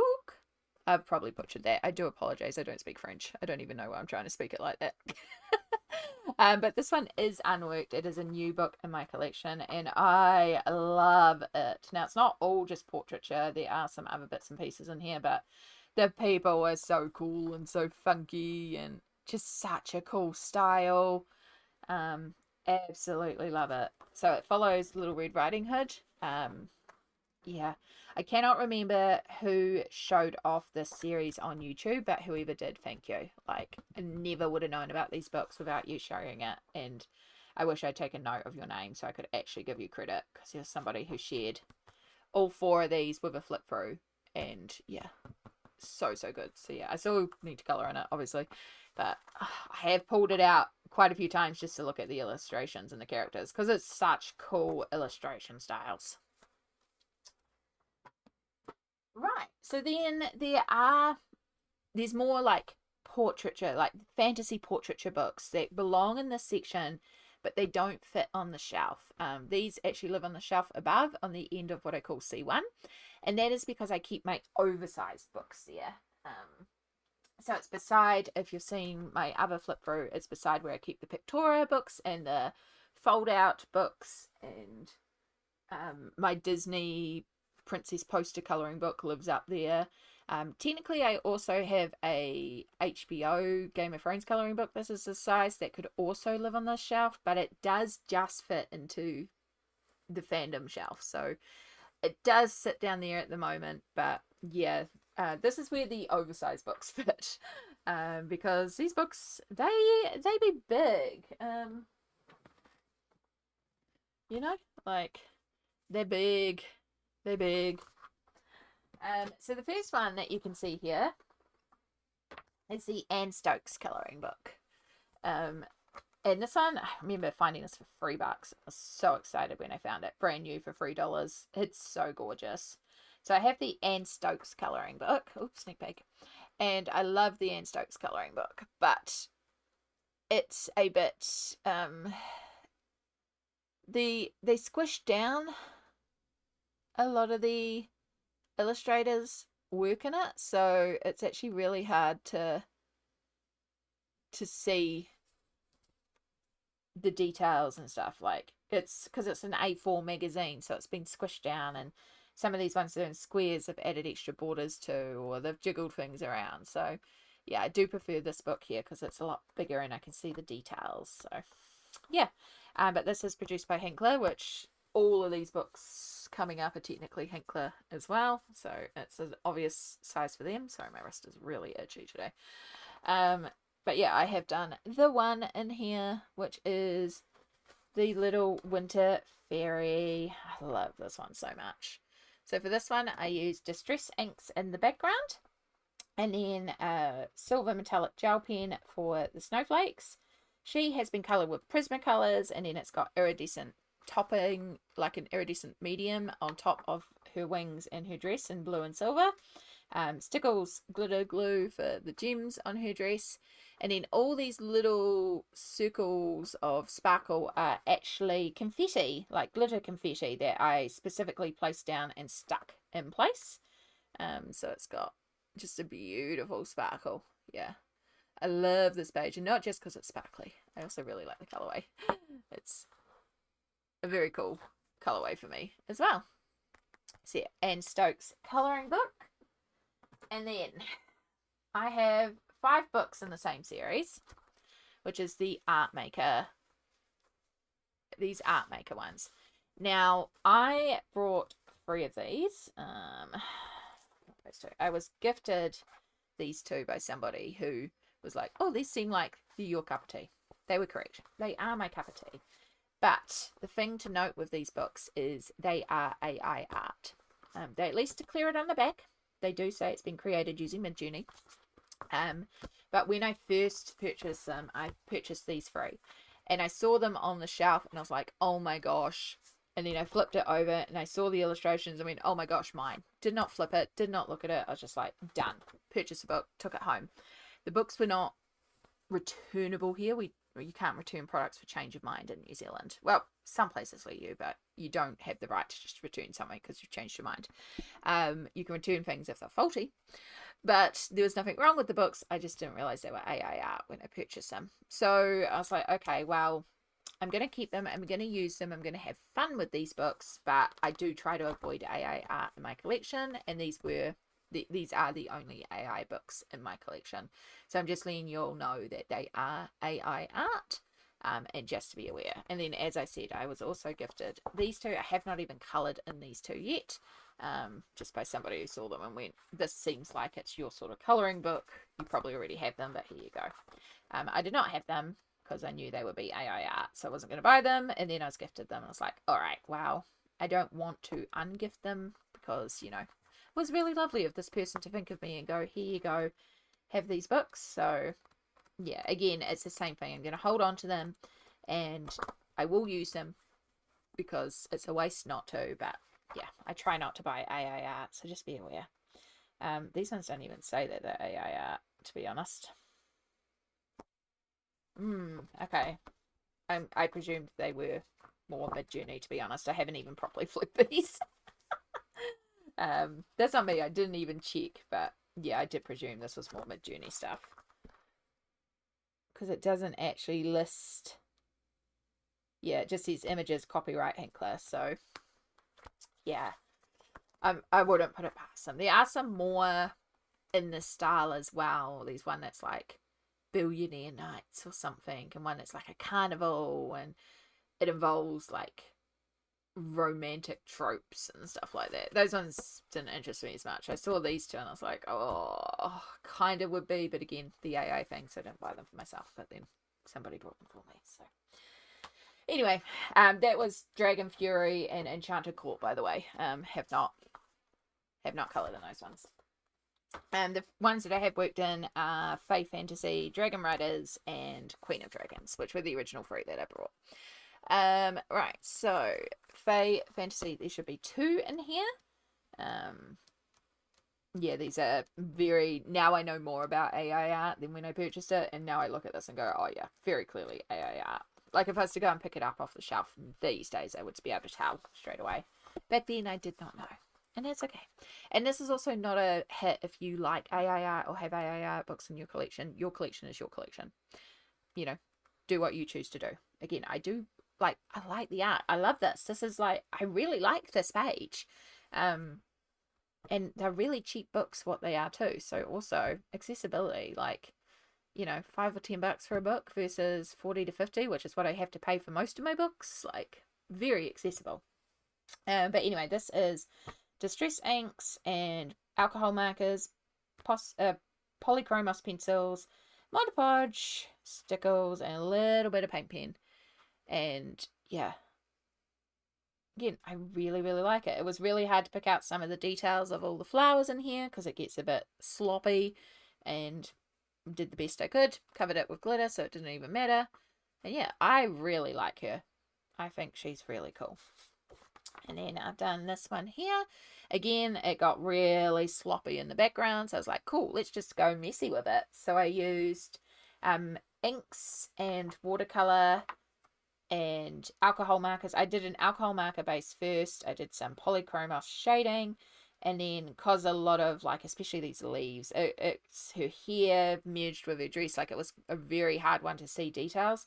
So that's when I was like shimmer sprays and inks and just throw things at the page, which again, really, really fun to do. It's fun to get messy in these books, and I like it. I like how it looks. And because this is an AI book, I don't care. I just throw things at the page and have fun with it. And it was fun. And it's a colorway I don't normally do. It's like orange and red, but again, really fun. So that's my 2 in Fae Fantasy. And then I have Dragon Riders. I think it's just the one in Dragon Rider. Yeah, just the one. This one here. So this one has alcohol markers to base everything.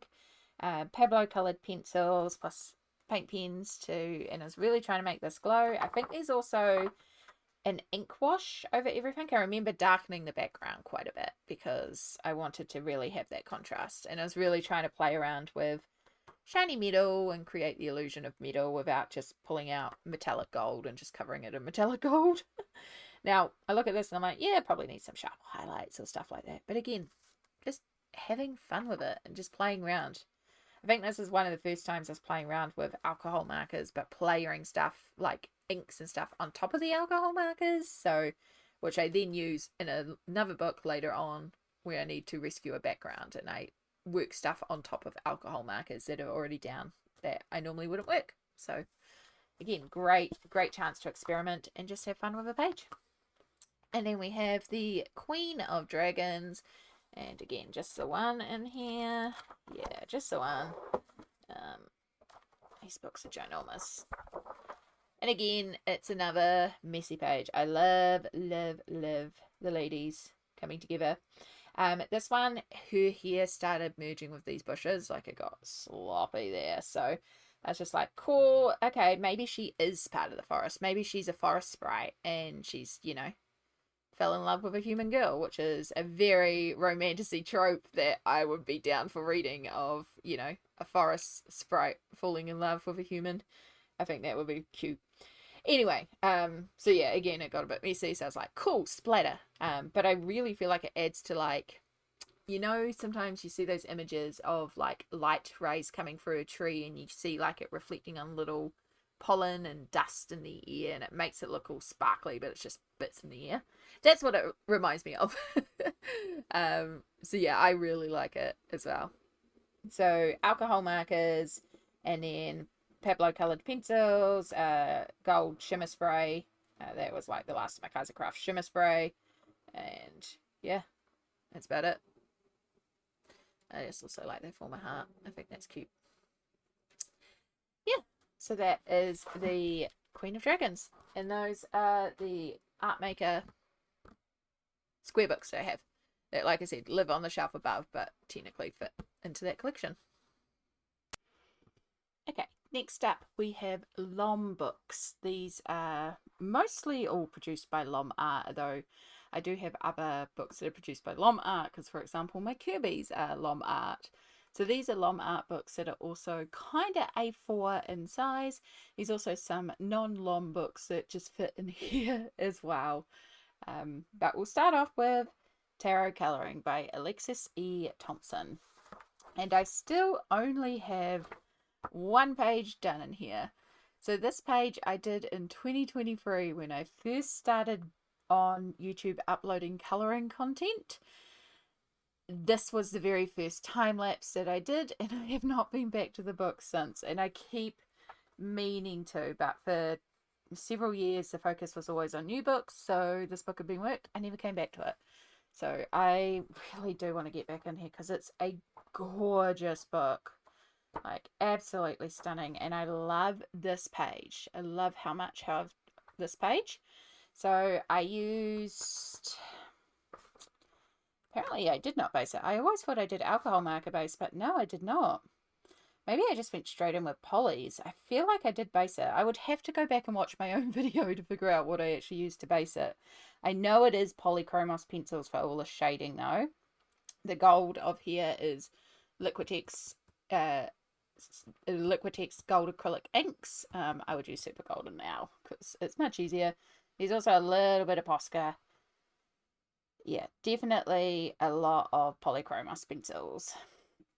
Yeah, I love this page so much. So yeah, one of these days I will get back to tarot colouring and do another page in here.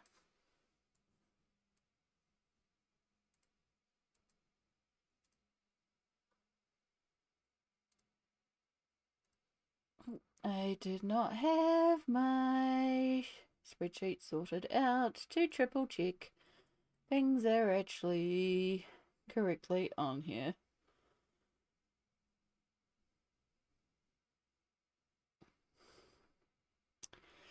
Alright, Alexis E. Thompson Tarot Colouring 1. Correct. Next up I have Anna Yarden, And we have astrology colouring. And I have done just one in here, apparently. I thought I had done more than that. Oh no, that's right. I have only done the one in here. I've done the Year of the Dragon page. So this one uses Derwent ink tints and a gold Posca paint pen and then stickles on the flowers. And I believe there's a little bit of pencil for some shading on here, but it's mostly done with the Derwent ink tints. Yeah, I did that for the Year of the Dragon because, of course, I should do the Capricorn in here. I've been meaning to do it for a few years. There's also, you know, all the different zodiac years, so it'd be nice to come in here and do this year. I'm guessing the Year of the Snake now because that's the next one. I'm not 100% sure. I should look that up. But yeah. So that is Astrology Colouring by Anna Yarden. Then I have Goddess Colouring, and I had to do, of course, the Papatuanuku page, because of course this is a Māori mythology, and as soon as I saw that I knew I needed to colour Papatuanuku. So this one is done with ink tints. There is Mod Podge glitter, and there's no metallics, which is interesting. But I really, when I coloured it, I really wanted to make sure that I used red, black, and white because that's really important in Te Reo stories. In the Māori mythology, red, black, and white symbolises life, death, and blood. I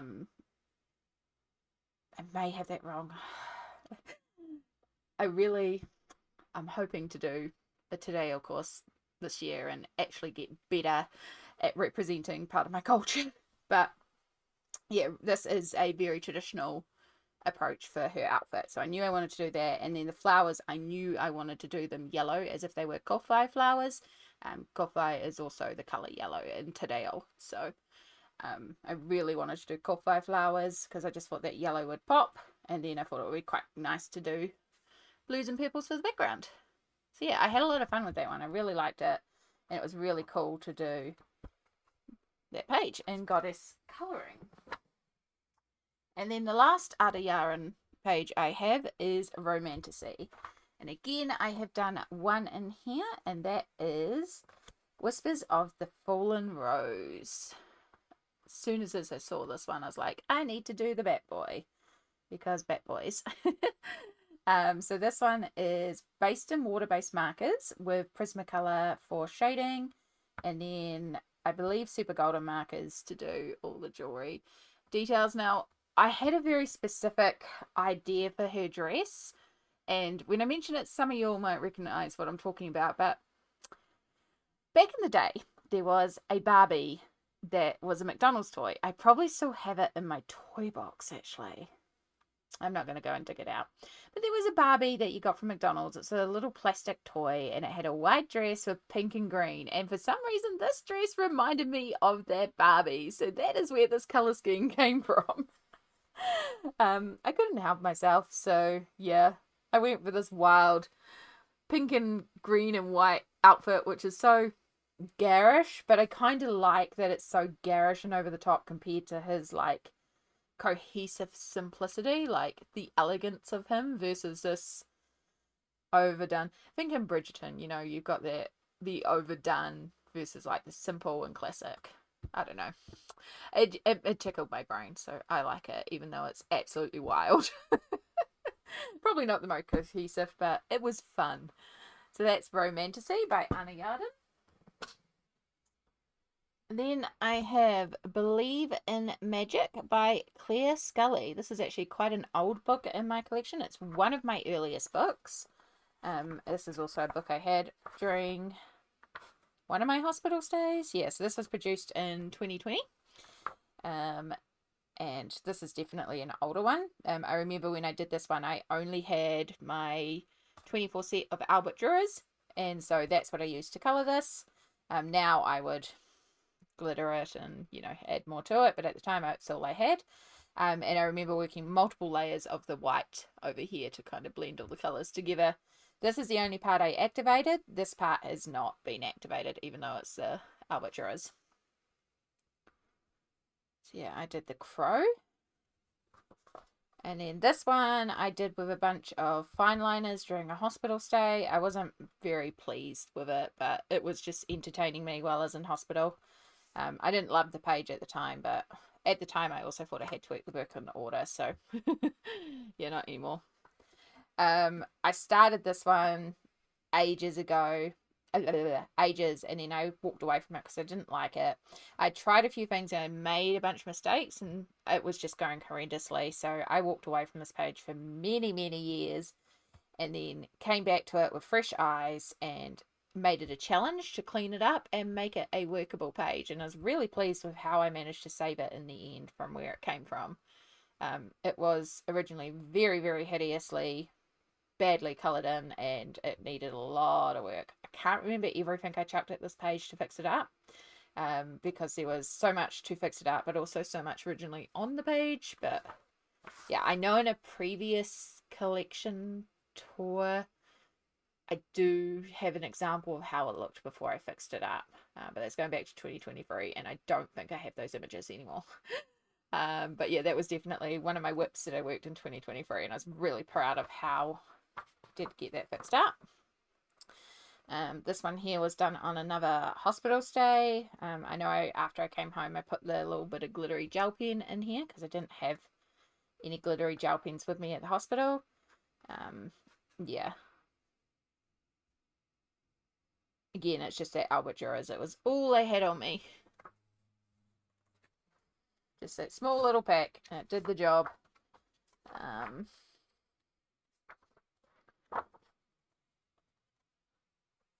This was another fix-up of a whip.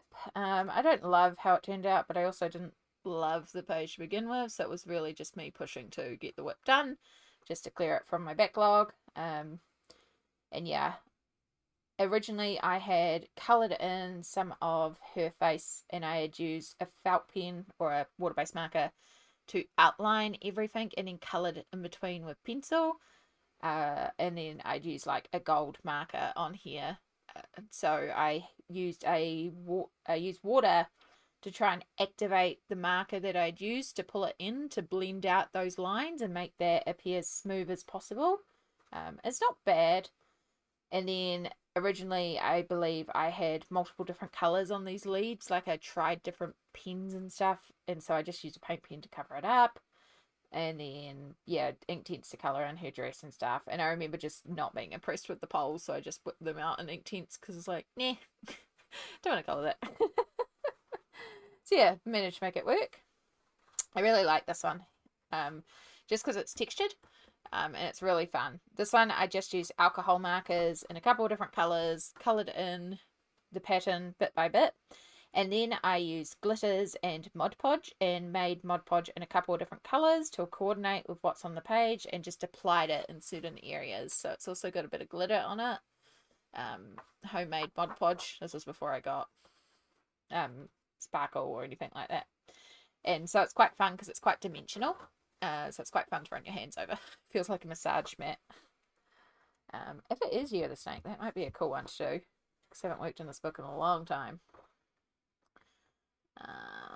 Was that the last one? I think that might be the last one. That should be number 6 then. So 1, 2, 3, 4, 5, 6. Yes. So that's Believe in Magic by Claire Scully. Then we have Curiously Cute Manga. This is by a few different people, Desty and Yolene Yeo and Harry Thornton. So there's a few different artists in this one. I have done just the one in here. It is really, really cute, really cute. Every page is cute, but also got something a little creepy about it. So yeah, if you like a little bit of creepy, but you really like a lot of cutesy colouring, this is quite a good book. There's also just some really cute pages. Yeah, very, like, it's not gory at all, just slightly spooky. I wouldn't even really call it creepy, you know. I think it's cool. So I have done, oh, Mod Podge. I have done the deep. No, this is the start of the deep, which is the water-based section. I have done Siren of the Sea. That's the actual title. And so this one is all done in water-based markers and a little bit of fine liners to help me shade. Now, I did make a mistake with her eyes. I grabbed a black fine liner that was way too thick. I should have used my actual... I just used the Staedtler fine liners instead of getting my actual artist fine liners in the tiniest one just to deepen around her eyes, which is what I should have done. So her eyes are very, very heavily eyelashed, but that's okay. I also use the technique where you draw on the page and then drag up for the water here. So that water has been applied with more watercolory, but then the rest of this has been done with actual colouring on the page and directly colouring the page. And yeah, I remember being just so proud of the detail and the shading I got on this page with water-based markers when I completed it. Lots and lots of stippling. Lots and lots of stippling for shadows. Yeah, that's my Siren of the Sea page. It's the only one done in this one.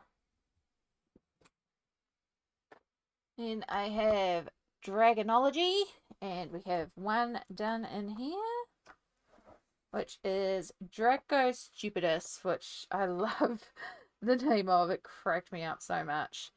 So this one, it does actually give like some color suggestions. I completely ignored it, and I did my own thing because that's more fun. So for this one, I use Gansai Tambi. No, this wasn't Gansai Tambi. This was before Gansai Tambi. This is actually watercolor. I just used different colors of watercolor to motto in the background. And then I actually used water-based markers to color in the whole thing and a little bit of a glitter gel pen in certain areas just to add a little bit of sparkle. Yeah, I adore him. I just think he's so funny looking. This is a really cool book. Really cool dragons in it. So it's Dragonology.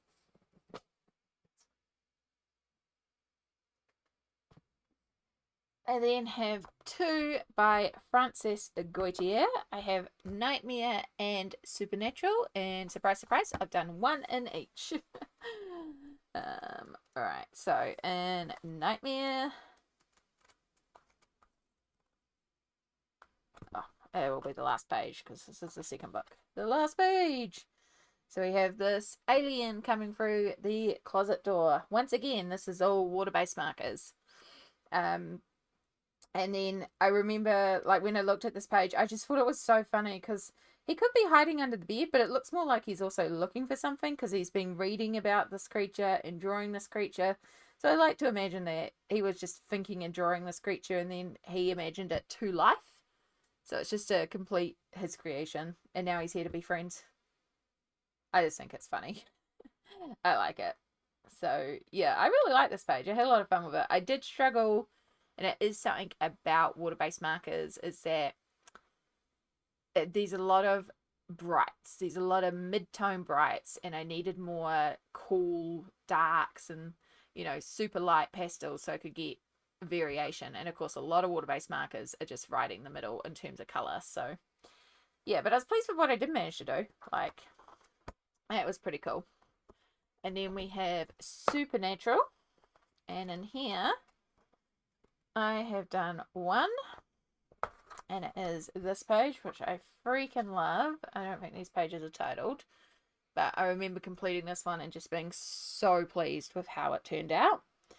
So for this one, I used alcohol markers to base the whole page, and then I used Prismacolor to colour it all in. I was trying to imagine like there was moonlight glow coming from the back, so that's why it's very light here and it goes to dark down here. And everything has a little bit of a blue glow from there. There's also a little bit of a yellow glow from the cauldron as well on her, which was fun to figure out. And yeah, just really had a lot of fun playing around with lighting and trying to make a really dramatic scene and have this really fun effect going all the way around. I would probably now grab Posca and add some sharper highlights to the blood. Not all of this is blood, some of it is rose petals, but I would add in a shine reflect to that just to differentiate it, but also it should have a shine reflect. So that's the only thing I would do differently now, but I still love the page and really proud of the shading that I managed to achieve. So that is my work in Francis Gautier, Dark Arts, Nightmare and Supernatural.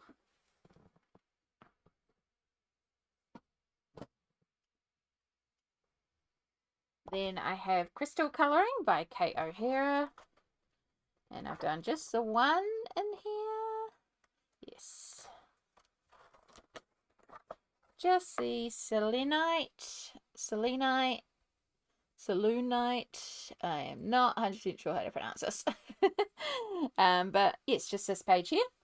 This is really simply coloured, just with alcohol markers, nice and easy.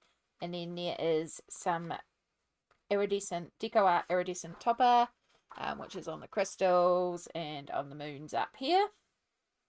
And yeah, just really, really straightforward colouring, all shaded with alcohol markers.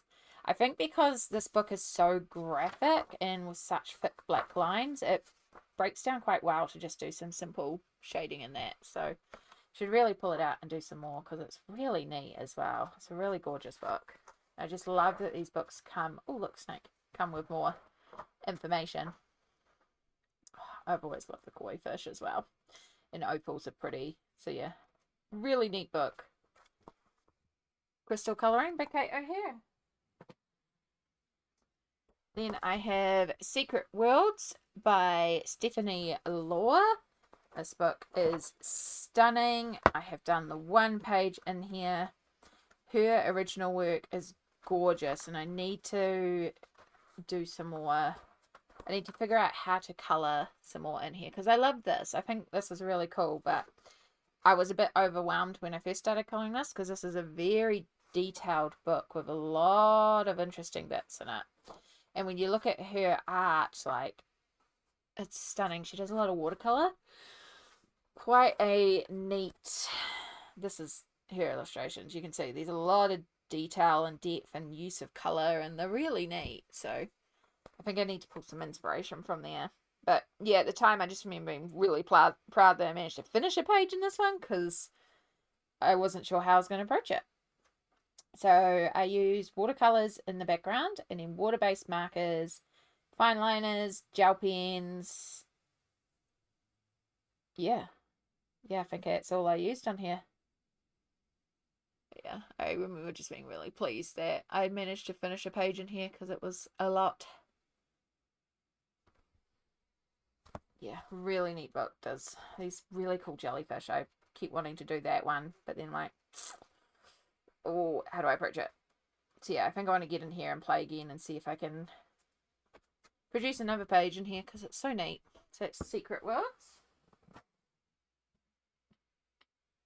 And then I have some books by Stratton Peterson. So first off we have Lunar Colouring. And this one we have one. Surprise, surprise. Another absolutely gorgeous book. And I have The Golden Flowers. I love how this page turned out. So this one, again, water-based markers. There's also a little bit of stickles with some glitter, and there is a gold paint pen for all the borders. And I love how it turned out. The one thing I wish I had done was choosing a different blue. At the time, this was my darkest water-based blue marker. I now have like a more navy blue. And that's the one thing it's missing, is that needs to be navy blue. That originally I saw as navy blue, but this was the darkest blue I had at the time. And that's okay. You know, it was what it was at the time. I'm just really pleased with how all the flowers turned out and all the detail shading I got in there using water-based markers. And also that the stickles that I added to this didn't bleed the markers too badly. Did bleed through a bit here, but that's fine. So yeah, that is The Golden Flowers, the one page that I have done in Luna. And then we have Mystic Animals, which, surprise, surprise, one page. Also another gorgeous, gorgeous book. and I have done the otter. So this one uses alcohol markers to base most of it, and then I used Inktense to base the water. I use, there's definitely some stickles, there's definitely some paint pen, there's definitely Liquitex gold acrylic ink, there's even a border, and that's acrylic paint. Yeah, there's quite a fair bit of medium stroke of this. There's also polychromos pencils, because I recognise the blue for the glow that are done in the other to make it look like it was underwater. Yeah, I remember just having a lot of fun with this one. So I just have never made my way back to this book, and I keep meaning to. Oh, kitty cat. Oh, that's cool. Anyway, Mystic Animals by Stratton Peterson. And then the last one by Stratton Peterson is Nature's Magic. Another really gorgeous book. Kitties.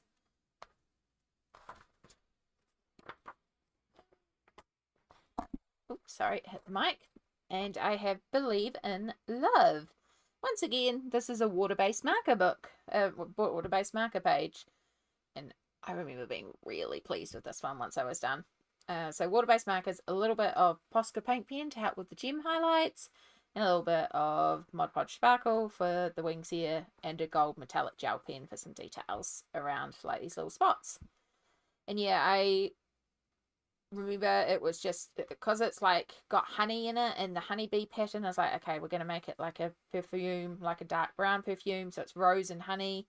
So I knew I wanted to do the browns and the pinks, and then when it came time to do the bottle, I was like, I'll try and do a medium, so do a pinky orangey brown.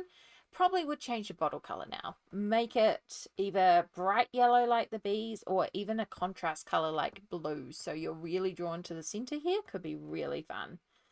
So yeah, that's the one color I do regret on the page, but honestly, like, I'm so pleased with my shading on this page and how it all looks together that it's fine, especially because again, it's all water-based markers. Yeah, so that's the only one I have done in Nature's Magic. And then I have two books by Tabrith. So I'll start with The Wicked Witch of Oz because this one's really easy.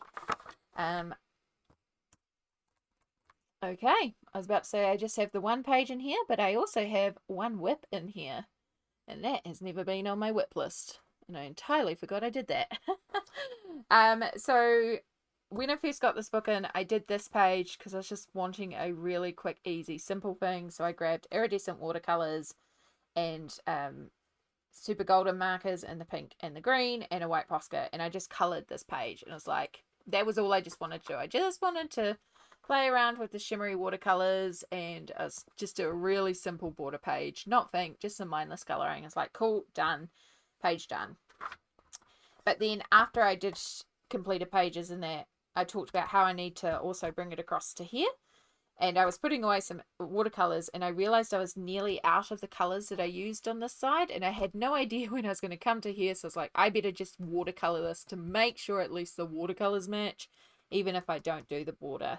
So I did that, and then entirely forgot that I had done that, and haven't carried the border across or made it a whip or put it on any of my pages where I track this. So I entirely forgot that I did that, but I did that because of the fact I was running out of these watercolors. So I didn't want to think about doing it in like a year's time and then not have these colors at all. So yeah, was being smart, just didn't track it, but that's fine.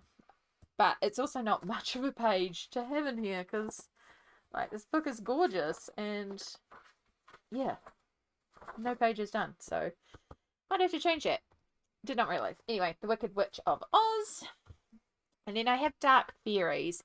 Now this is the first Tabrith book I got, and this book has got a bit done in it purely because there is a group on Instagram that I am a part in that I don't do every page every month, but if I've got the spoons, if I like the look of the page, if I get inspired to do it, I will jump into the group's page, which means I have done 6 in here, which is a lot more than I probably would have had I not been in the group. So I've done the Puppet Master. This is actually one that I chose because I quite like the simplicity of the page. So it is acrylic paints in the background with shimmer spray splattered on top, and then water-based markers, paint pen to go over the hair to lighten that up, and some metallic gel pens. I really wanted to do her super, super pale. There's also a Crayola pencil for her skin tone, because these are super, super... I have the colours of the world set, and these are super light almond colour that has hardly any pigment, and it's like perfect. I want her almost white. I wanted her very like pale and creepy, and yeah, I really like the Puppet Master. And then yeah, I haven't done every page that we organised to do as a group, so I've got a few to catch up on, but don't know if I will or not. We'll get there eventually. Serpent of the Sea. Again, none of these are bordered either, so I need to, except for the Puppet Master, because I painted right to the edge. So I did that because I knew I was doing it black all the way across. So yeah, that one I painted. This one I didn't paint, even though I did paint this entire background. I could have painted it at the same time, but meh. Acrylic paints for the background, including a metallic paint in the water, and acrylic paints for the rock. And then for him, did I base him or did I just go in with pencils? I think I just went in with pencils. There is some glitter pens on the taily bits here, and then a metallic bronze for the lightning as well. Really love how that one turned out. I had so much fun painting that background too. The Gothic Rose, this one would look so much better with a border. It has got the Gansai Tambi granulating watercolors in the background. I used water-based markers to color everything in, and some Pablo pencils to pull out some details. I also did pull out a couple of Prismas just to help with the whites, because I wanted that really intense white. There is Mod Podge Extreme Glitter on her wings, and there's some Super Golden marker in there too. Her hair is a mixture of different glitter markers. And yeah, I think that was about it. Just lots and lots on the page. Again, I wanted to make her dark and creepy, but also quite light, so playing around with that. So yeah. Right, this monstrosity. This one I started entirely with water-based markers, and I had used some different like shimmer pens and stuff on here, but I wasn't loving it, and everything was coloured, but it really just needed deepening. But I don't know, I just wasn't in the mood. And again, one of my rules is if in doubt, glitter it out. So I just grabbed Mod Podge Extreme Glitter and went over the whole page. Now, the fun thing about this is it's added such a water texture to it that we lose a bunch of the details, but it really makes it look like this mermaid's underwater in a ton of glitter. So I really like it. It feels like a bit of a cop out. I will admit that it does feel like I just cheated to finish off the page. And I will admit I was being lazy. But yeah, I kind of dig it. And it's okay now that I didn't really push myself with the shading or anything. It was just good as is. And then we have Among the Toadstools. So for this one, I used a whole bunch of different fine liners and water-based markers. There is some shimmer pens and super golden markers as well for some of the details. And I did use a couple of Pablo pencils to pull out some details on her. I think in retrospect, I should have made her a different colour or go around the outside of her. She's a bit hard to see with the background, which is almost quite cool as well. Like, she's camouflaged in a way. She fits into her environment. But again, everything's so saturated. And so if I was to make this grayscale, a lot of it would be the same colour because it's very same value. But also, it is called Among the Toadstools. So, you know, maybe she's just excellent at camouflage. And then we have the Mirror Mirror Evil Queen. This one uses water-based markers again, with some pencils on top, polychromos pencils for shading, black glitter marker, silver, purple metallic marker. And yeah, I do often use the water-based markers in here because it is such a... If you haven't seen Tabra style, it is a lot of really fine detail. They look overwhelming at first, but when you break them down object by object, then it actually gets easier. A little bit at a time. And once you start breaking it down, it's actually quite straightforward, and I really like it. So yeah, I'm really grateful to the group for helping us colour so many pages. There's still a few to catch up on, but I really enjoy it. 2, 3, 4, 5, 6.